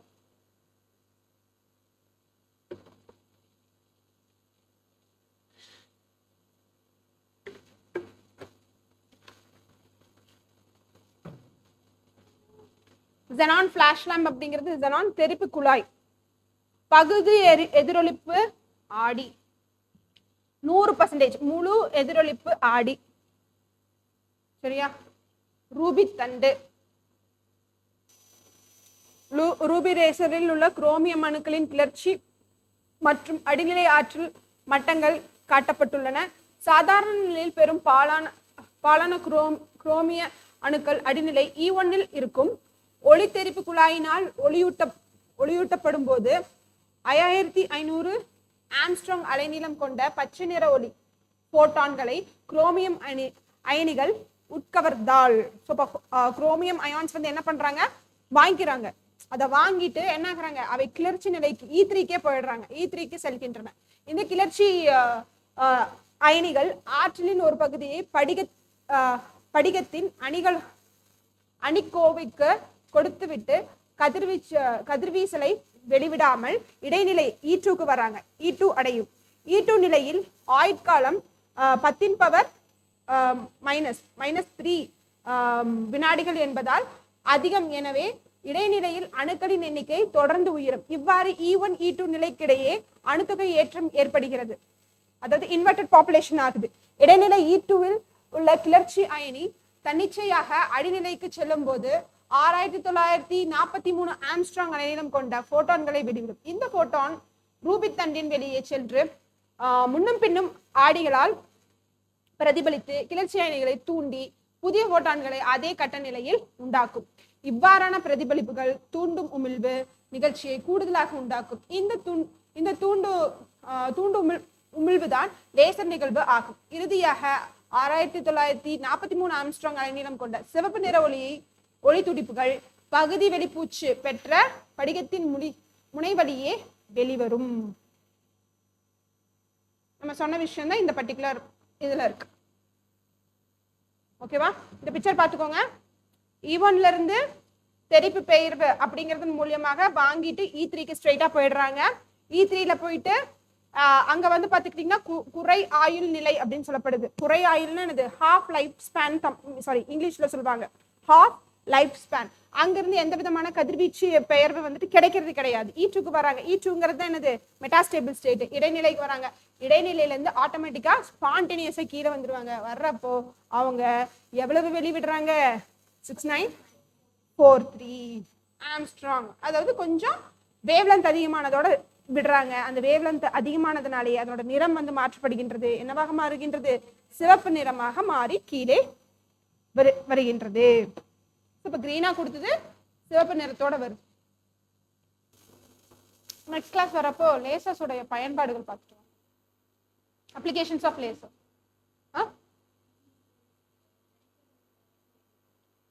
எதுட்டா பெருக்கலாம், கிட்னி ஸ்டோன்ஸை உடைக்கிறதுல. அப்புறம் சொல்லுங்க. ஸ்கேனிங் பண்ணுவாங்களா? இதுல யூஸ் பண்றாங்க. வேற ஹை ஹாஸ்பிட்டல்ல LASIK surgery. Very good. LASIK surgery. இப்ப எங்களுக்கெல்லாம் கண்ணு வந்து என்ன இருக்கு தெரியுறது இல்லை. நாங்க என்ன பண்ணலாம்? லேசிக் என்ன பண்ணுவாங்கன்னாப்பா எங்களுக்கு ஒரு ஊசி போட்டுருவாங்க. ஓகேவா? அதுல இருக்கிறத கட் பண்ணிடுவாங்க. ஆமா பண்ணுவாங்களாம். அதுக்கப்புறமா என்ன பண்ணுவாங்களாம், கண்ணை பிளிங்க் பண்ணாம ஒரு இதுல ஃபிக்ஸ் பண்ண வச்சு கண்ணை பிளிங்க் பண்ணாதீங்க, உங்களுக்கு லைட் ரேஸ் வந்துட்டு கண்ணுக்குள்ள விடுவோம் அப்படின்னு சொல்லுவாங்க. ஆக்சுவலி அந்த லைட் ரேஸ் வந்துட்டு என்னோட கண்ணுக்கு என்ன பர்டிகுலர் ஃப்ரீக்வன்சியோட தேவைப்படுதோ அதை இன்ஜெக்ட் பண்ணுவாங்க. அது பண்ணா என்னோட விழி வந்து அந்த லென்ஸ் வந்து அதுக்கு தகுந்த மாதிரி ஸ்டிமுலேட் ஆகும். எனக்கு அப்புறம் கண்ணு நல்லா தெரிஞ்சிடும். ட்ரை வேணா பண்ணி பார்த்துக்கலாம்.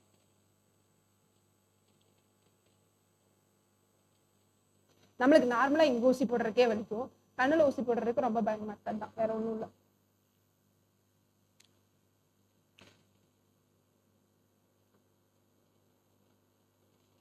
செலவு என்ன ஒரு 50,000 ரூபாய்க்குள்ள ஆகும், அவ்வளவுதான்.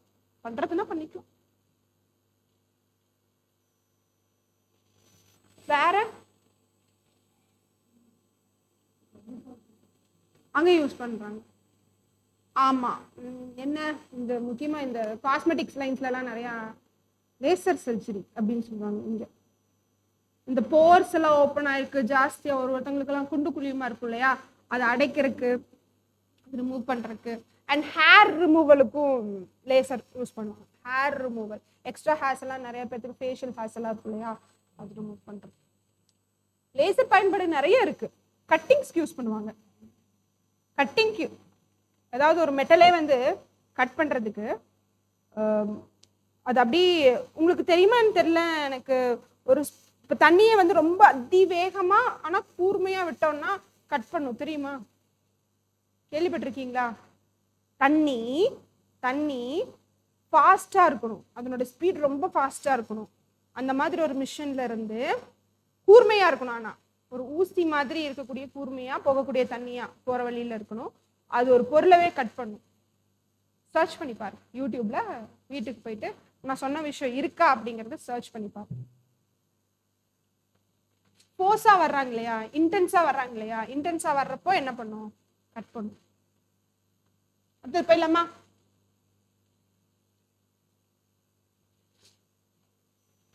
இங்க வந்து என்னன்னு பாத்துக்கிட்டீங்கன்னா எலக்ட்ரிக் கரண்ட் மூலியமா, அந்த வோல்ட் மூலியமா வந்துட்டு என்ன பண்றாங்க? எஸ், லேசரை வந்துட்டு எடுக்கிறாங்க. Helium neon laser.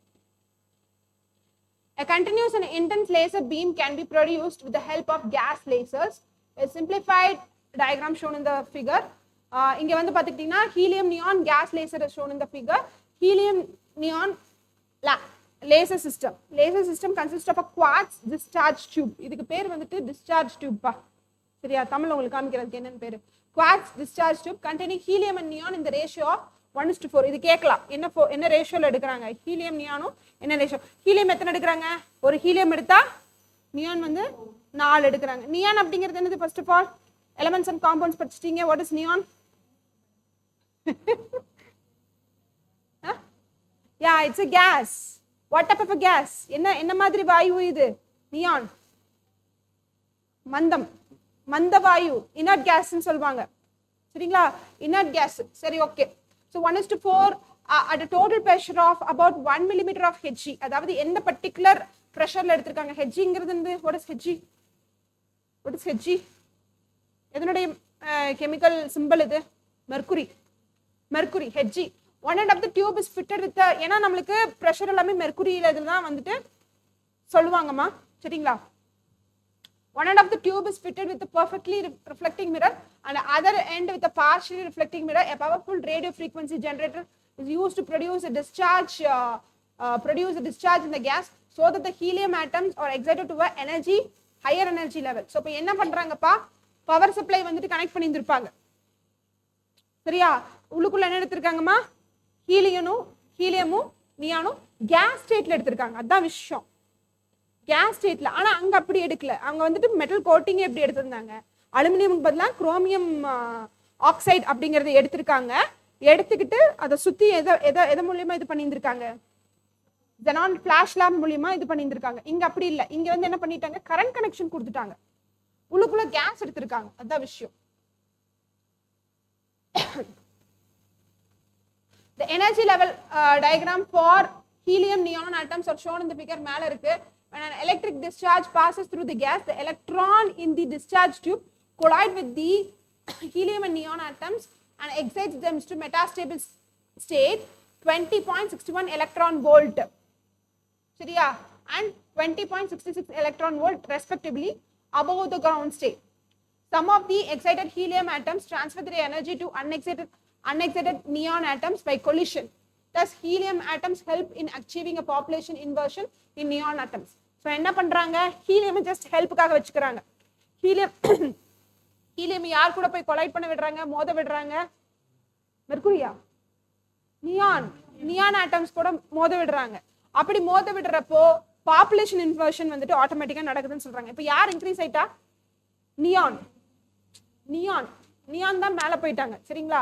நியான் வந்துட்டு மேலே போயிடுவாங்க. when an excited neon atom drops down spontaneously from the metastable state at 20.66 electron volt to lower energy 18.17 electron volt, it emits a 6328 Armstrong photon in the visible region. This photon traveling through the mixture of the gases is reflected back and forth by the reflected ends until it stimulates an excited neon atom and causes it to emit a fresh 6328 Armstrong photon in space with the stimulating photon. This stimulated transition from 20.66 electron volt to the 18. இது ரொம்ப முக்கியம்.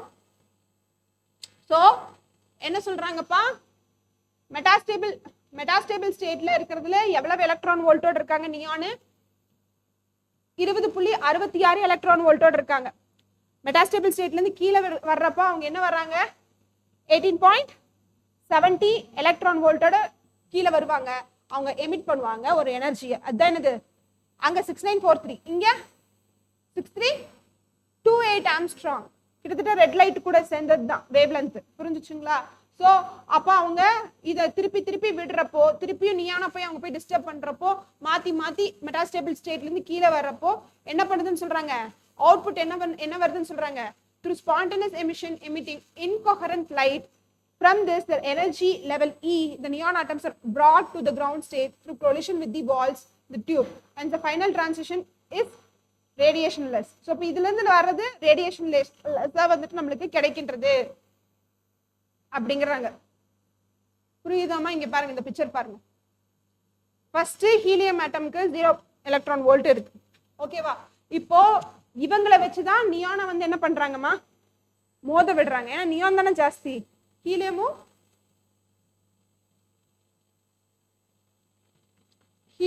Is to neon என்ன ரேஷியோல இருக்காங்க?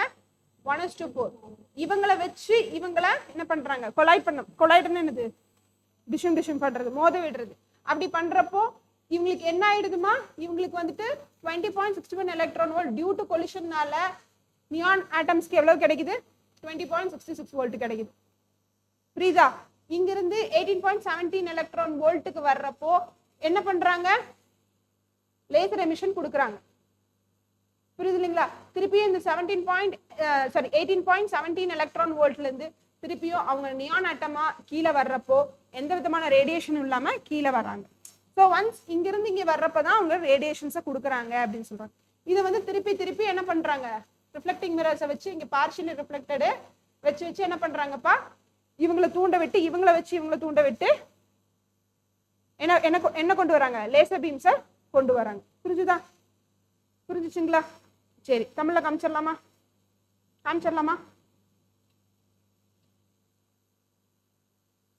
யாரோ ஒருத்தர் படிங்கப்பா. இது யாருக்கு கிடைக்குது? இந்த இதுக்கு யாருக்கு கிடைக்குது? ஹீலியம்க்கு. இது யாருக்கு கிடைக்குது? நியானுக்கு. அணுத்தொகை ஏற்றத்துக்கு இங்க மட்டும்தான் போட்டான்களை உமிழும். அங்கிருந்து கீழே வர்றப்ப அவங்க கொடுக்கறது இல்லைன்ட்டாங்க, எமிஷன் இல்லை அப்படின்ட்டாங்க. கடைசியா இருக்கிறதுல கதிர்வீச்சு கிடையாதுன்னு சொல்லிட்டாங்க. ஸோ இந்த இடம் மட்டும்தான் என்ன கிடைக்குது? லேசர் பீம்ஸ் வந்துட்டு எமிஷன் கிடைக்குது. இங்கிருந்து இங்க ஸ்பான்டேனியஸா கீழே வர்றப்போ கொடுக்கறது இல்லைங்கிறாங்க. ஓகேவா? புரிஞ்சுச்சுங்களா? இங்கிலீஷ்ல காமிக்கணும்னாலும் விடுறேன், யாராவது வேணும்னாலும் சொல்லணும்.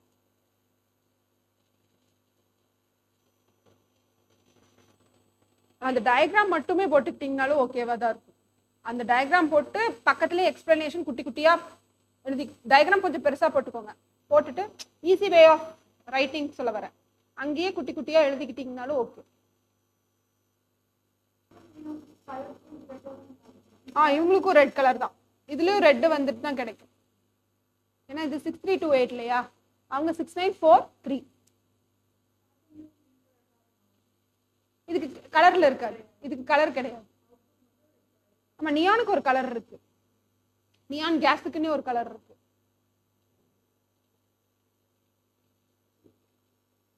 ஆனா அதை பத்தி இங்க எதுவுமே சொல்லல, நம்ம அதனால இது பண்ணிக்க வேண்டாம். லேசர் என்ன கலர்ல கிடைக்குது அப்படிங்கிறது மட்டும் போட்டுக்கிட்டா போதும்.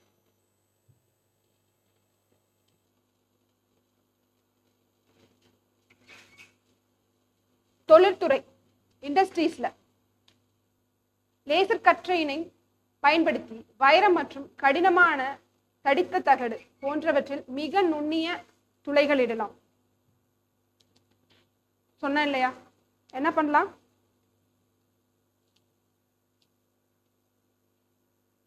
சோ வைரம் மற்றும் கடினமான தடித்த தகடு போன்றவற்றில் மிக நுண்ணிய துளைகள் இடலாம். சரியா? அவ்வளோ ஷார்ப்பா இருக்குமா? ஓகேவா? அடுத்தது, கடினமான உலோகங்களின் தடித்த தகடுகள் வெட்டவும் பற்ற வைப்பதற்கும் பயன்படுகின்றன. சரியா? சோ லேசரை வச்சு என்ன பண்ணுவாங்க? கட் பண்ணுவாங்க. சரிங்களா? மின்னணு சுற்றுகளிலும் குறைக்கடத்தி சுற்றுகளிலும் தேவையற்ற பொருட்களை ஆவியாக்க பயன்படுகிறது. பொருட்களின் தரத்தினை சோதிக்க உதவும். ஸோ இப்போ மின்னணு சுற்றுகளில், ஸோ ஒன்றும் இல்லை, நீங்கள் இதை கவனிச்சிருப்பீங்களா என்னன்னு தெரியல, இந்த எலக்ட்ரானிக் ஐட்டம்ஸில் அந்த மதர் போர்ட்லலாம் வந்து பார்த்துக்கிட்டிங்கன்னா தேவையில்லாத விஷயத்த லேசர் ஹை பீம் ஆஃப் லைட்டை இது பண்ணி என்ன பண்ணுவாங்க அப்படின்னு பார்த்துக்கிட்டிங்கன்னா ஆவியாக்கிடுவாங்க. அந்த மெட்டல்ஸை வந்துட்டு கொஞ்சம் கொஞ்சமாக இருக்கிறத என்ன பண்ணிடுவாங்க, அதை பாஸ் பண்ணி ஆவியாக்கிடுவாங்க. ஸோ குறைக்கடத்திகள்னா என்னது? செமிகண்டக்டர்ஸ். சரிங்களா? குறைக்கடத்திகள்னா செமிகண்டக்டர்ஸ். இப்போ அதை வந்து ஆவியாக்க பயன்படுத்திக்கிட்டு, பொருட்களின் தரத்தை சோதிக்க உதவும். பொருளுடைய தரத்தை வந்துட்டு சோதிக்கிறதுக்கு உதவுகின்றது. மருத்துவ பயன்கள். மருத்துவ பயன்கள் மருத்துவ பயன்கள் தான் என்னது? Medical uses.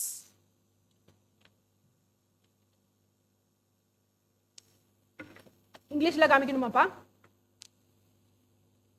ஏன்னா பாப்புலேஷன் வந்து நம்ம கிளாஸ்ல இங்கிலீஷ் தான் ஜாஸ்தியா இருக்கீங்க. காமிக்குமா? ஸோ ஃபர்ஸ்ட் அது எழுதிடுங்க, நான் அது காமிக்கிறேன். நம்ம பசங்களுக்கு குறை கடத்தி என்னன்னு தெரியாது, அதுக்காக. First industrial applications. So industrial applications அப்படின்னு பார்க்குறப்ப the laser beam is used to drill extremely fine holes in diamonds. Diamond கட்டிங்னு சொல்லுவாங்க. டைமண்டை வச்சு கட் பண்ணவும் செய்வாங்கப்பா. சரிங்களா? அப்படிப்பட்ட அந்த டைமண்ட்ல ஹோல் போடுறதுக்கு எதை யூஸ் பண்றாங்க? லேசரை யூஸ் பண்ணுவாங்க. சரிங்களா? ஹார்ட் ஷீட்ஸ்ல they are also used for cutting thick sheets of hard metals and welding அடிக்கிறதுக்கு. வெல்டிங் அடிக்கிறது கண்டிப்பா பார்த்துருந்துருப்பீங்க. வெல்டிங் அடிக்கிற இடத்துல கண்டிப்பா பார்த்துருப்பீங்க. The laser beams is used to vaporize the unwanted material during the manufacture of electronic circuit on semiconductor chipsல. சிப்னா என்ன chip?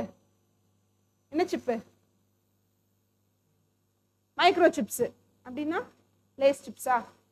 இல்லை, ஃபோனுக்கு மதர் போர்ட்லலாம் இருக்கும் இல்லையா, அதுதான். ஸோ இப்போ அதில் வந்து தேவையில்லாத வந்து ஆவியாக்கு. They can be use to test the quality of materials. அப்போ ஒரு குவாலிட்டி ஆஃப் மெட்டீரியல் என்ன மாதிரி இருக்கு அப்படிங்கிறத டெஸ்ட் பண்றதுக்காக மெடிக்கல் அப்ளிகேஷன்ஸ் கீழே வந்திருக்கணும். And medicine, micro surgery. யார் சொன்னீங்க?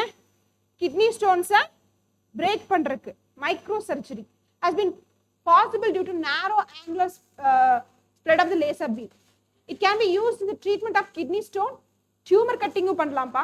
கட்டி உள்ளுக்குள்ள கட்டி இருக்கு இல்லையா, அதையும் ரிமூவ் பண்றதுக்கு tumour cutting, in cutting and sealing the small blood vessels, in brain surgery and retina detachment. Retina டிட்டாச்மெண்ட்ங்கிறது என்னது? கண் தான், அதுல தான். The laser beams are used in endoscopy. endoscopy பத்தி தெரியும் இல்லையா? endoscopy பத்தி கேள்விப்பட்டிருக்கீங்க இல்லையா? கேள்விப்பட்டது இல்லையா? endoscopy அப்படிங்கிறது உள்ளுக்குள்ள என்ன பண்ணுவாங்கப்பா, சின்ன ஒரு ஓட்டை போட்டு, இங்க ஒரு ஓட்டை போட்டு மட்டும் என்ன பண்ணுவாங்க, டியூபை உள்ள அமுத்து என்ன பண்ணுவாங்க, லேசர் ட்ரீட்மெண்ட் வந்துட்டு பண்ணுவாங்க. புரியுது இல்லைங்களா? அடுத்தது, it can also be used for the treatment of human and animal cancers. புற்றுநோய்களை சிகிச்சைக்காகவும் பயன்படுத்தப்படுகின்றது. புற்றுநோய் சிகிச்சைக்காகவும் பயன்படுத்தப்படுகின்றது. ஸோ போத் மனிதன் மற்றும் மிருகங்கள்ங்கிறத விட விலங்குகள்னு போட்டுக்கோங்க. இதை பார்த்துட்டு நம்ம தமிழ்ல பார்ப்போம்.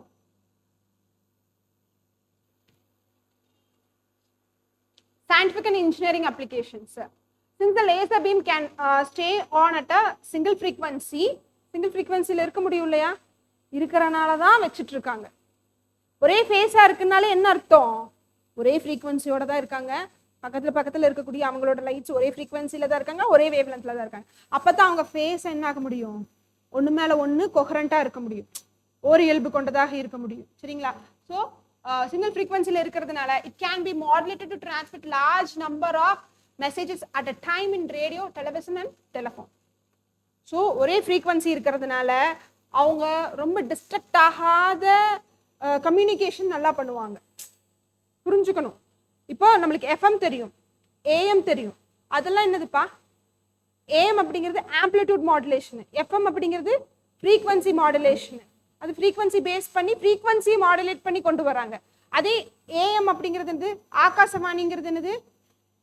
ஆமா, காலையில ஏர் அப்படின்னு சொல்லிட்டு ஆகாசவாணின்னெல்லாம் நம்மளுக்கு ஏஎம் போட்டு கேட்குறோம் இல்லையா, அது கொஞ்சம் நாய்ஸி டிஸ்டர்பன்ஸோட இருக்கும். ஆனால் ரொம்ப தூரம் அதை வந்து நம்ம டிரான்ஸ்மிட் பண்ணலாம், ரொம்ப தூரம் என்ன பண்ணலாம்? டிரான்ஸ்மிட் பண்ணலாம். எஃப்எம் ஃப்ரீக்வன்சி மாடுலேஷன் அதெல்லாம் நம்ம பார்ப்போம், எலக்ட்ரானிக்ஸ் அண்ட் கம்யூனிகேஷன்ல நம்ம பார்ப்போம். அது வந்து என்னவா இருக்கும் அப்படின்னா கொஞ்சம் குறுகிய தூரத்துக்கு தான் நம்மளால பண்ண முடியும். பட் ஆனால் கொஞ்சம் பேச்சு, மியூசிக்ஸ் இதெல்லாமே கொஞ்சம் தெளிவாக இருக்கும். ஏஎம்ல அப்படி இருக்காது. ஆமாம் தானே? ஏஎம்ல எனக்கு ரொம்ப லாங் டிஸ்டன்ஸ் ட்ராவல் பண்ணுது இல்லையா, டெல்லியில் போடுறது கூட இங்கே கேட்கும், மும்பையில் போடுறது கூட கோயம்புத்தூர்ல உட்காந்துட்டு நம்ம கேட்கலாம். ஆமாம் தானம்மா? ஆகாசவாணின்னு சொல்லிட்டு எல்லாம் பேசுறாங்க இல்லையா? ஓகே, சென்னையில இருந்து பேசுறது நம்மளால கேட்க முடியும். பட் ஆமா, ஆனா அதே வந்து அதே பர்டிகுலர் நீங்க வந்து ஆன்லைன்ல கூட நீங்க கேட்டுக்கலாம். That is different, that is different. சரிங்களா? ஆன்லைன்ல கிடைக்கிறதுங்கிறது டிஃப்ரெண்ட், ஸ்ட்ரெயிட்டா ஃபோன் டு ஃபோன், ஸ்ட்ரெயிட்டா ஸ்டேஷன் டு ஃபோன் அப்படிங்கிறது வந்து டிஃப்ரெண்ட். புரியுது இல்லைங்களா? அந்த பர்டிகுலர் இதுக்கு நெட் கனெக்ஷன் தேவை கிடையாது. ஏஎம்கோ எஃப்எம்கோ ஸ்ட்ரெயிட்டா நம்மளுக்கு மொபைலுக்கு வர்றதுக்கு நெட் கனெக்ஷன் தேவைப்படாது. பட் நெட் கனெக்ஷனோட நம்மளுக்கு வேணும்னா நிறைய ஆன்லைன் அப்ளிகேஷன்ஸ் வந்துட்டு இருக்கு. அதுல நம்ம நிறைய எஃப்எம் கனெக்ஷன்ஸ் வந்து ஈவன் துபாயில கேட்கறதும் கேட்கலாம், அமெரிக்கால கேட்க அங்க இருக்கக்கூடிய லோக்கல் எஃப்எம் கனெக்ஷன்ஸ் கூட நம்ம இங்க கேட்கலாம். ஐ திங்க் இந்த டீடைல்ஸ் எல்லாம் உங்களுக்கு தெரியும்னு நான் நினைக்கிறேன். தெரியலன்னா தெரிஞ்சுக்கோங்க. ஓகே, இப்போ இதனால இவங்க சிங்கிள் ஃப்ரீக்வன்சியா இருக்கிறனால இவங்க கரெக்டா கொண்டு போவாங்கன்னு சொல்றாங்க. ஆடியோ கிளாரிட்டி இருக்கும், மியூசிக் கிளாரிட்டி இருக்கும், and what else, telephone clarity, television clarity இருக்கும்னு சொல்றாங்க, அந்த வீடியோ கிளாரிட்டியும் இருக்கும்னு சொல்றாங்க. Semiconductor laser is the best light source for optical fibre communication. இப்போ பார்த்தது தான். ஸோ செமிகண்டக்டர் யூஸ் பண்ணி ப்ரொடக்ஷன் பண்ணக்கூடிய லேசர்ஸ். புரியுது இல்லைங்களா? அது வந்து எங்க ரொம்ப உதவியா இருக்கு அப்படின்னு சொல்றாங்க, ஆப்டிக்கல் ஃபைபர் கம்யூனிகேஷன்ல. நேரோ angular spread of the laser beams makes it a very useful tool for microwave communication with Earth satellites and in rocketry. Laser is also used in accurate range finders for detecting the targets. Laser use பண்ணி கரெக்டான target எங்க இருக்கு. For example, நீங்க இந்த படம்லாம் பார்த்துருப்பீங்க. என்ன படம்? துணிவா, அஜித் படம். அதுல நிறைய வந்துட்டு ரைஃபிள்ஸ் நிறைய இது பண்ணியிருந்திருப்பாங்க. அதுல பார்த்தீங்க, எல்லா படத்துலயும் இருக்கு, ஆனா அதுல கொஞ்சம் ஜாஸ்தியா இருந்துச்சு. ஸோ அப்போ அந்த பர்டிகுலர் அந்த கன்ல அந்த ரைஃபிள்ஸ்ல வந்துட்டு லேசர் பீம்ஸை வச்சுதான் என்ன பண்ணுவாங்கப்பா, அந்த கரெக்டாக அந்த டார்கெட்டை வந்து ரீச் பண்றதுக்கு, அந்த பாயிண்ட்டை ரீச் பண்றதுக்கு இது பண்ணுவாங்க. அந்த பாயிண்ட் என்ன? அந்த ரெட் கலர் டாட் விழுகிறது என்னது? லேசர் லைட்ஸ் தான். அப்போ அங்கதான் இருக்காங்க அப்படிங்கிறப்ப கரெக்டா அங்கதான் இருக்குன்னு டக்குன்னு ஷூட் பண்ணிடணும். அப்போ என்ன ஆகும்? அந்த டார்கெட்டை ஈஸியா நம்ம வந்துட்டு ரீச் பண்றதுக்கு. அண்ட் இது நம்ம ட்ரோன்ஸ் மூலியமாவும் டிடெக்ட் பண்ணலாம். ட்ரோன்ஸ் இருக்கு இல்லையா, இப்போ இருக்கக்கூடிய டெக்னாலஜி, இது பழைய புக்கு. ஸோ ட்ரோன்ஸ் மூலியமா அந்த பாயிண்ட்லாம் இதில் இல்லை. ஸோ இப்போ ட்ரோன்ஸ் மூலியமாவும் நம்ம என்ன பண்ணலாம், ட்ரோன்ஸில் கன் செட்டப் வச்சு ப்ரோக்ராமிங் நம்ம இங்கிருந்து பண்ணி என்ன பண்ணலாம், கரெக்டாக டார்கெட்டை இது பண்ணி நம்ம துப்பாக்கியில் சுடுற மாதிரி கூட பண்ணலாம். அடுத்தது, இந்த earth moon distance has been measured with help of lasers. பூமிக்கும் நிலவுக்கும் இருக்கக்கூடிய இடைவெளியை எதை யூஸ் பண்ணி டிடெக்ட் பண்ணியிருக்காங்க? லேசர் பீம்ஸை வச்சு. It is used in laser Raman spectroscopy. Raman ஸ்பெக்ட்ரோஸ்கோப்பியில் லேசரை வந்துட்டு யூஸ் பண்ணியிருக்காங்க. Laser is also used in holography. ஹோலோகிராஃபின்னு என்ன? 3D இமேஜஸ் கொண்டு வரும். என்ன படமா?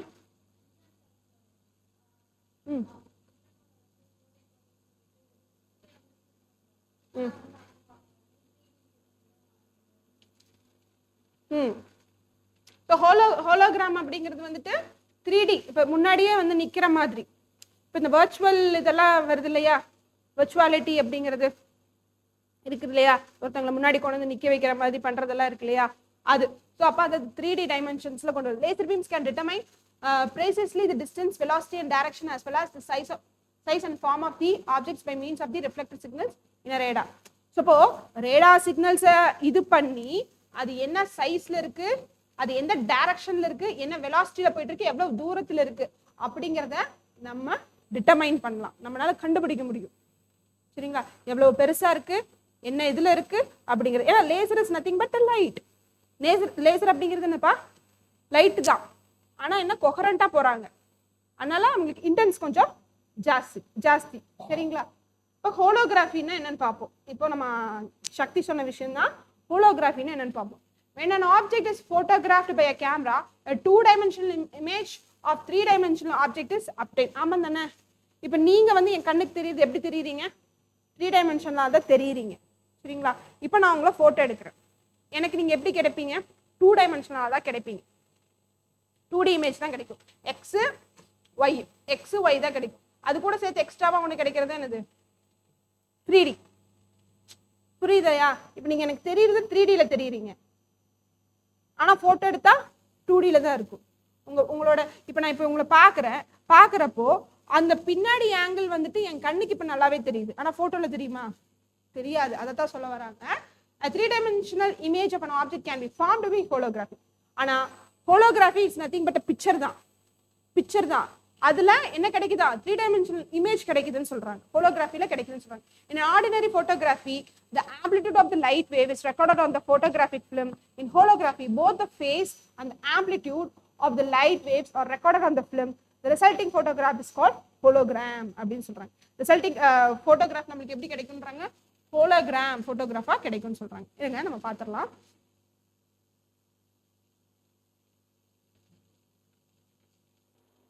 இது தெரியுதா?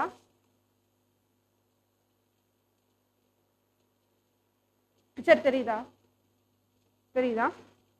இப்போ நம்ம இப்படி பண்ணோம்னாலும் ஒன்றும் இருக்காதுதான்.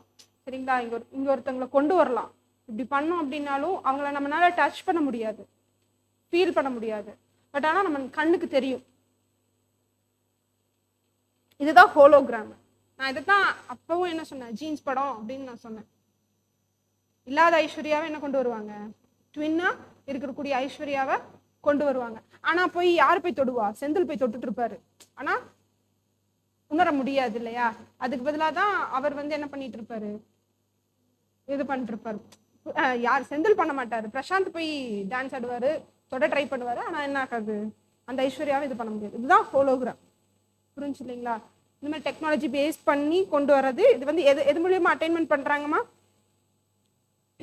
லேசர் மூலியமா வந்துடும். இனிமே ஃபோன்ஸ்ல இருந்தே ஃபோனை வச்சு, இப்போ இந்த ஃபோன் வச்சு ப்ரொஜெக்ஷன்ஸ் மூலியமாவே, இப்போ ஃபார் எக்ஸாம்பிள் இப்போ வீடியோ கால் நீங்கள் பேசுறீங்க, வெளியூர்லேருந்து பேசுறீங்க, அவங்கள இங்கேயே நேர்லேயே கொண்டு வந்து, பட் ஆனால் அவங்க கூட நம்மளால டச் பண்ண முடியாது, உணர முடியாது. பட் எந்த உணர்ச்சி மட்டும் இருக்கும்? கண்ணுல இருந்து அந்த சென்ஸ் மட்டும் நம்மளால தெரியும். அவங்களை இங்கேயே இருந்து பேசுற மாதிரியே நம்ம ஃபீல் பண்ணி வந்துடும். இன்னும் ஒரு 20, 30, 40 இயர்ஸ்லேயே அந்த மாதிரி ஒரு அப்ளிகேஷன்ஸ், கேஜெட்ஸு அதெல்லாமே வந்துடும். சரிங்களா? டிவி அப்படிங்கிறதே ஒன்று வந்து என்ன ஆகிடும், அப்படியே மறைஞ்சிக்கிட்டு வர்ற மாதிரியே ஆகிடும். ஏன்னா everything is by phone வச்சே என்ன பண்ணலாம், எல்லாமே கொண்டு வந்துடலாம் அப்படிங்கிற மாதிரிலாம் வந்துடும். புரிஞ்சா? தமிழில் பார்த்துக்கோங்க. மருத்துவ பயன்கள் இருந்து அப்புறம் ஹோலோகிராஃபி கடைசியாக கணக்கு தமிழில் வேணுங்கிறவங்களுக்கு.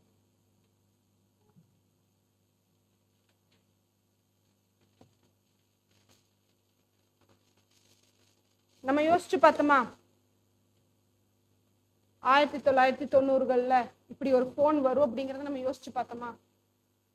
இப்படியெல்லாம் வச்சுட்டு நம்ம யூஸ் பண்ணுவோம்னு யோசிச்சு பார்த்தோமா? கிடையாது இல்லையா? கையிலே ஒன்று வச்சு டிவி பார்ப்போம், அப் டு டேட் கிரிக்கெட் நம்ம பார்ப்போம். யோசிச்சு பார்த்தோமா? இல்லை இல்லையா? அந்த மாதிரி கேஜெட்ஸ் எல்லாம் ஃபியூச்சர்ல கண்டிப்பா வரும். ஆட்டம், அணு அப்படின்னு என்ன?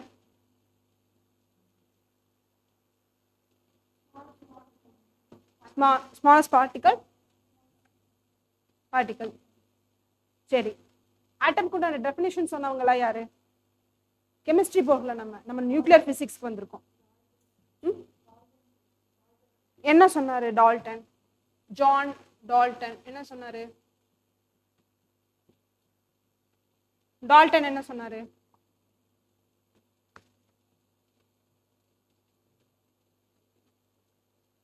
நம்ம சிரிக்கிறீங்க. டால்டன் அட்டாமிக் மாடல் அப்படின்னு சொல்லுவாங்க. டால்டனின் அணு மாதிரி. அவர் என்ன சொன்னாரு பார்த்து சொல்லுங்க.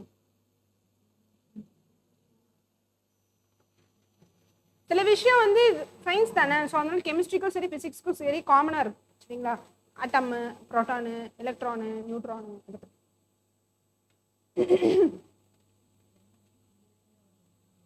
என்னதுங்க?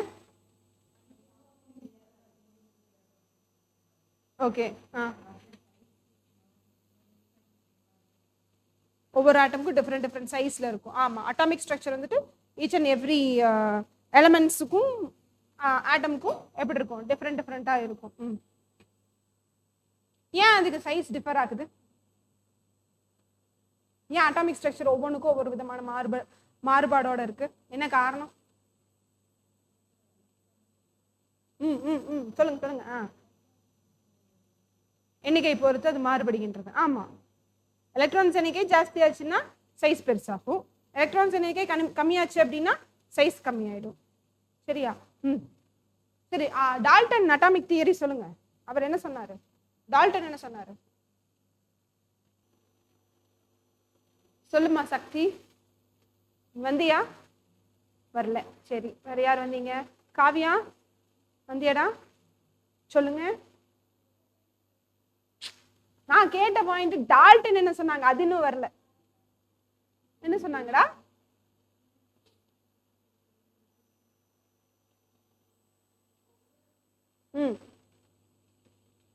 சொல்லுமா.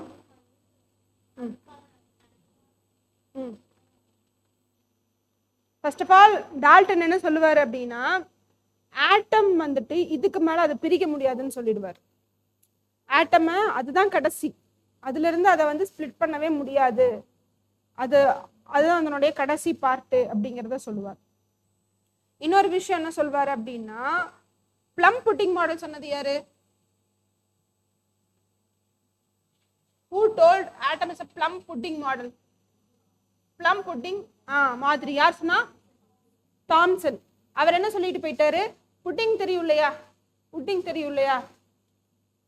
புட்டிங் கேக் இருக்கு இல்லையா, அதுல அங்கங்க அந்த திராட்சைகள் இருக்கும் இல்லையா, அது போல இந்த எலக்ட்ரான்ஸ் வந்துட்டு ஆட்டம்ல சிதறி கிடக்குமா அப்படிங்கிறத சொல்லிட்டாரு.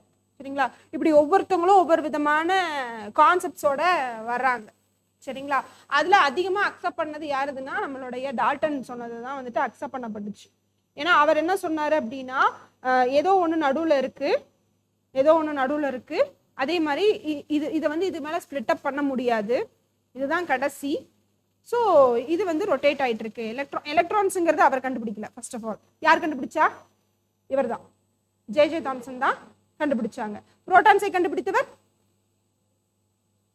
கோல்ட்ஸ்டீன் அப்படிங்கிறவங்க. நியூட்ரான்ஸை கண்டுபிடித்தவர் சாட்விக்கா. நியூட்ரான்ஸை கண்டுபிடித்தவர் சாட்விக். இப்போ ஒவ்வொருத்தவங்களும் ஒவ்வொன்றை கண்டுபிடிச்சாங்க. பட் ஆனா ஆட்டம் அப்படிங்கிறது இப்படிதான் இருக்கும் அப்படிங்கிறத ஓரளவுக்கு சொன்னது வந்துட்டு டால்டன். அதனால டால்டன் அப்படிங்கிறவங்க வந்துட்டு கொஞ்சம் முக்கியமான ஒரு நபரா வந்துட்டு கன்சிடர் பண்ணப்படுது. அடுத்தது, ஆட்டம்ல யார் யார் இருக்காங்க?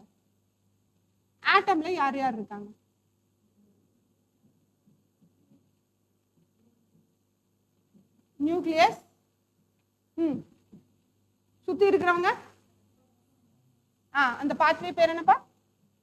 எலக்ட்ரான்ஸ் இல்லையா, அதனோட ஆர்பிட்ஸ் அப்படின்னு சொல்லுவாங்க இல்லையா. நியூக்ளியஸ்குள்ள யார் யார் இருக்காங்க? புரோட்டான்களும் நியூட்ரான்களும். புரோட்டானுடைய சார்ஜ் பிளஸ், நியூட்ரானுடைய சார்ஜ் நோ சார்ஜ். எலக்ட்ரானுக்கு மைனஸ் போட்ட. சரிங்களா? எலக்ட்ரானுக்கு மைனஸ் போட்டாச்சு. சரி, ஓகே. இவங்க ரெண்டு பேர்த்துக்கு ஒரு பேர் இருக்கு. அதுக்கு பேர் என்ன? புரோட்டான்ஸும் நியூட்ரான்ஸும் சேர்த்து அதுக்கு ஒரு பேர் இருக்கு. என்ன பேரு?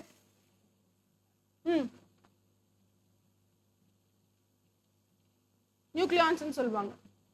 Nucleons is otherwise called as protons and neutrons. சரிங்களா? அப்படிங்கிறது இருக்கு. ஓகே, அடுத்தபடியா ஆட்டமை பத்தி இவங்களுடைய சார்ஜ் என்னப்பா? இவங்களுடைய சார்ஜ் என்ன? புரோட்டானுக்கு சார்ஜ் எஸ், சார்ஜ் பாசிட்டிவ் தான். அதனோட வேல்யூ என்ன சொல்லுங்க, பார்த்து சொல்லுங்க, எழுதியிருக்கீங்க. சொல்லுங்க. 1. 1.6 into 10 to the power minus 24 for protons, minus 24. கூலுமா ஆமாவா இல்லையா? எலக்ட்ரானுக்கு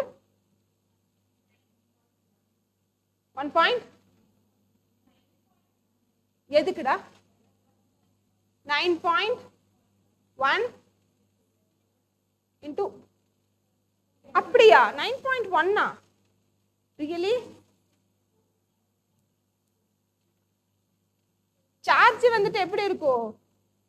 மாறி மாறி தான் இருக்கும். என்ன சொல்றீங்க? நெட் வேற கனெக்ட் ஆக மாட்டேங்குது. ஓகே, ஹோலோகிராம் வந்துருச்சு. சரி, அதுக்கு ஒரு தடவை பார்த்துருங்க. நீங்களே உங்க மொபைல்ல பார்க்கலாம்.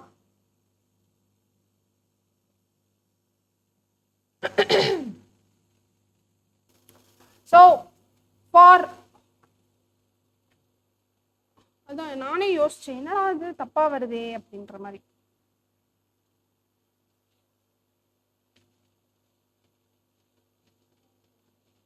எஸ், மைனஸ் ஃபார் எலக்ட்ரானுக்கு minus 1.6 into 10 to the power minus 19 coulomb. ஓகேவா? இதே புரோட்டான்னா positive 1.6 into 10 to the power minus 19 coulomb. அவங்களுக்கு தான் சார்ஜ் இல்லையே, 0 தான். நியூட்ரானுக்கு என்னப்பா சார்ஜ் இல்லை, அதனால உங்களுக்கு என்னப்பா 0 கூலும் தான். ஓகேவா? ஓகே, மாஸ் தான் இவங்களுக்கு வந்து டிஃபர் ஆகும். மாஸ் தான் வந்து இவங்களுக்கு டிஃபர் ஆகும். இது எழுதியிருக்கீங்களா இல்லையா?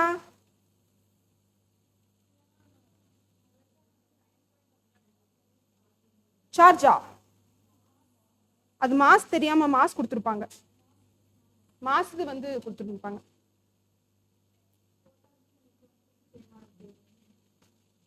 அதான் அப்படியே சொல்லிட்டியா?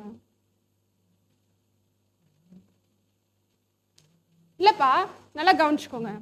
சார்ஜ் வேற, ஆனா அந்த சார்ஜோடைய கூலம்ஸ் எல்லாமே ஒரே மாதிரி தான் இருக்கும். சரியா? 1.6 தான். எலக்ட்ரான்னா மைனஸ் வரும் முன்னாடி. மற்றபடி 1.6 to 10 to the power minus 19 coulomb தான். ஏன்னா சார்ஜோட யூனிட் வந்து என்ன? கூலும் தான். COLUMB கூலும் அப்படின்னு முடியும். இப்போ நான் வந்து மாஸ் சொல்றேன்.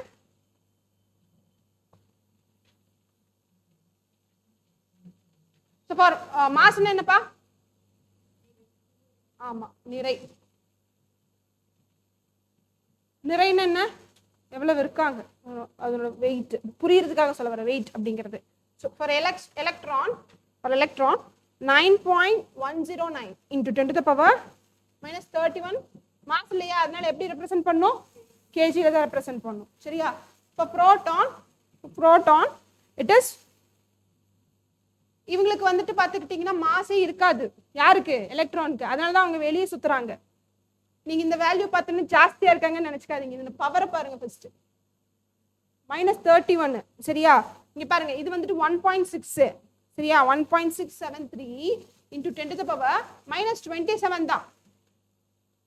கொஞ்சம் மாஸ் இருக்கு உங்களுக்கு கம்பேரிட்டிவ்லி. எலக்ட்ரான் கம்பேர் பண்றப்ப யாருக்கு மாஸ் இருக்கு? புரோட்டானுக்கு. நியூட்ரானுக்கு மாஸ் இருக்கு. ஏன்னா இவங்க சென்டர் ஆஃப் தி நியூக்ளியஸ்ல இருக்காங்க. நியூக்ளியஸ்ல இருக்கிறதுனால இவங்களுக்கு கொஞ்சம் மாஸ் இருக்கு. ஆட்டமுக்கு மாஸ் கொடுக்கக்கூடிய இடமே எதுனா நியூக்ளியஸ் தான். எலக்ட்ரானுக்கு நெக்லிஜிபிள்னு சொல்லுவாங்க. நெக்லிஜிபிள்னா அதெல்லாம் கணக்கிலே இல்லை அப்படிம்பாங்க. -31 வந்துருச்சு இல்லையா? -31 வந்துருச்சு. நியூட்ரானுக்குமா கிட்டத்தட்ட இவங்களுக்கு ஈக்குவலாக தான் வரும். 1.674 into 10 to the power minus 27 kg. ஒரு ஆட்டம்க்கு அதனுடைய நிறை வர்றதுக்கு காரணமே யாரு? நியூக்ளியஸ்குள்ள இருக்கக்கூடிய புரோட்டானும் நியூட்ரானும் தான். எலக்ட்ரானுக்கு மாஸ் ரொம்ப ரொம்ப கம்மி, நிறை அதுக்கு ஆக்சுவலி அதுக்கு கிடையாது, ரொம்ப நெக்லிஜிபிள். அப்படி பார்த்தோம்னா 9.109 வேல்யூ ஜாஸ்தியா இருக்குங்கிறதுனால மாஸ் அவங்களுக்கு ஜாஸ்தி இருக்குன்னு நினைச்ச கூடாது. அவங்களோட வேல்யூ எங்க போயிருக்குன்னு பாருங்க. 10 to the power minus 31 போயிடுச்சு. 31 பெருசா 27 பெருசா? 27 தான் பெருசு. மைனஸ்ல மட்டும் முன்னாடி வந்துடணும். சரிங்களா? சரி, நம்ம இன்னைக்கு இதோட நம்ம ஸ்டாப் பண்ணிக்கலாம். நியூக்ளியர் பிசிக்ஸ் வந்துட்டு ஆரம்பிச்சிருக்கிறோம். எலக்ட்ரிசிட்டி இருக்கு. மோஸ்ட்லி நான் அடுத்த கிளாஸ் எலக்ட்ரிசிட்டி மேக்னட்டிசம் தான் எடுப்பேன். சரிங்களா? ஸோ அதை முடிச்சுட்டு நம்ம வந்துட்டு இன்னொரு நாளைக்கு வந்து எலக்ட்ரிசிட்டி மேக்னட்டிசம் நம்ம முடிச்சுட்டு அடுத்த வாரம் 2 classes கண்டிப்பாக வேணும். எலக்ட்ரானிக்ஸ் அண்ட் கம்யூனிகேஷனும் வேற என்ன நியூக்ளியர் ஃபிசிக்ஸும் இருக்கு. சரிங்களா? அதில் தான் இவங்கெல்லாம் வருவாங்க. ஸோ இதை நான் ஏன் சொல்ல வந்தேன் அப்படின்னா எலக்ட்ரிசிட்டிக்கு ஒரு முன்னோட்டமாக இருக்கட்டும் அப்படின்னு. பிகாஸ் எலக்ட்ரிசிட்டி உருவாகிறதுக்கு காரணம் யாரு? வை எலக்ட்ரிசிட்டி இஸ் ப்ரொடியூஸ்ட்? ஏன் மின்சாரம் உருவாகுது? ஃப்ரிக்ஷன், அது தீதானே. உராய்வின் காரணமாக என்ன உண்டாகும்? நெருப்பு. அது வேற, இது வேற. எலக்ட்ரிசிட்டி எதனால் உருவாகுது? எலக்ட்ரிசிட்டி உருவாகிறதுக்கு காரணம் யாரு? Flow of electrons. யாருப்பா? Flow of electrons. எலக்ட்ரான்ஸ் உடைய ஃப்ளோனால தான் எலக்ட்ரிசிட்டியே வந்துட்டு உருவாகுது. சரியா? அதனால தான் அது தமிழ் என்ன சொல்லுவாங்க, இன்னொரு வார்த்தையில சொல்லலாம், இங்கிலீஷ்ல கரண்ட்னு சொல்லலாம். கரண்ட்டுக்கு என்ன அர்த்தம்? கரண்ட்னு என்ன அர்த்தம்? போயிட்டு இருக்கிறது தான். ஒரு விஷயம் போயிட்டு இருக்கிறதா கரண்ட்னு சொல்லுவாங்க. அதாவது கரண்ட் அஃபேர்ஸ் அப்படின்னு சொல்றது, நிகழ்வுகள். புரியுது இல்லைங்களா? அதாவது இன்னைக்கு உண்டான நிகழ்வுகள், நடந்துகிட்டு இருக்கக்கூடிய விஷயங்கள். கரண்ட், இப்போ நீங்க ரிவர் ஸ்ட்ரீமை கரண்ட்னு சொல்லுவாங்க. ரிவர் ஸ்ட்ரீம்னு என்னது? ஒரு ஆறு போகுது, ஆறு ஓடை போகுதுன்னா அது கரண்ட்னு சொல்லுவாங்க. கரண்ட் ஃப்ளோ அப்படின்னு சொல்லுவாங்க. ஸோ சம்திங் கரண்ட் அப்படின்னு என்ன அர்த்தம்ப்பா? ஃப்ளோ, போயிட்டு இருக்குன்னு அர்த்தம். அப்போ ஃப்ளோ ஆஃப் எலக்ட்ரான்ஸ், எலக்ட்ரான்ஸ் தான் மூவ் ஆகும். புரிஞ்சுக்கணும். எலக்ட்ரான்ஸ் மூவ் ஆகிறதுனால தான் எது உண்டாகுது? எலக்ட்ரிசிட்டி ப்ரொடக்ஷன் ஆகுது. புரியுதாம்மா? அதுக்காக தான் இவ்வளோ கதை. இதை பார்த்துக்கிட்டு போயிடலான்ட்டு. சரி, ஆல்ரெடி நீங்கள் வேற ஆட்டம்ஸை பற்றி படிச்சிருக்கீங்க அப்படிங்கிறதுனால சரி கேட்டுக்கலாம் அப்படின்னோடனே அப்புறம் தான் தெரிஞ்சிச்சு நீங்கள் மாசுக்கு உண்டானதை வந்துட்டு கொண்டு போய் சார்ஜுக்கு எழுதி வச்சிருக்கீங்க அப்படின்ட்டு. ஸோ மாற்றிக்கோங்க அந்த விஷயத்த மாற்றி தெளிவுபடுத்தி எழுதி வச்சுக்கோங்க. ஓகேவா? ஸோ நாளைக்கு நம்ம வந்துட்டு மேக்னட்டிசம், எலக்ட்ரிசிட்டியும் நம்ம பார்ப்போம். அண்ட் அடுத்த கிளாஸில் வந்துட்டு எலக்ட்ரானிக்ஸ் கம்யூனிகேஷனை பார்த்துட்டு நியூக்ளியர் ஃபிசிக்ஸோட நியூக்ளியர் ஃபிசிக்ஸ் பார்த்துட்டு அதுக்கப்புறமா கூட எலக்ட்ரானிக்ஸ் அண்ட் கம்யூனிகேஷன் பார்த்துட்டு முடிச்சிடலாம். சரிங்களா? ஓகே, தேங்க்யூம்மா.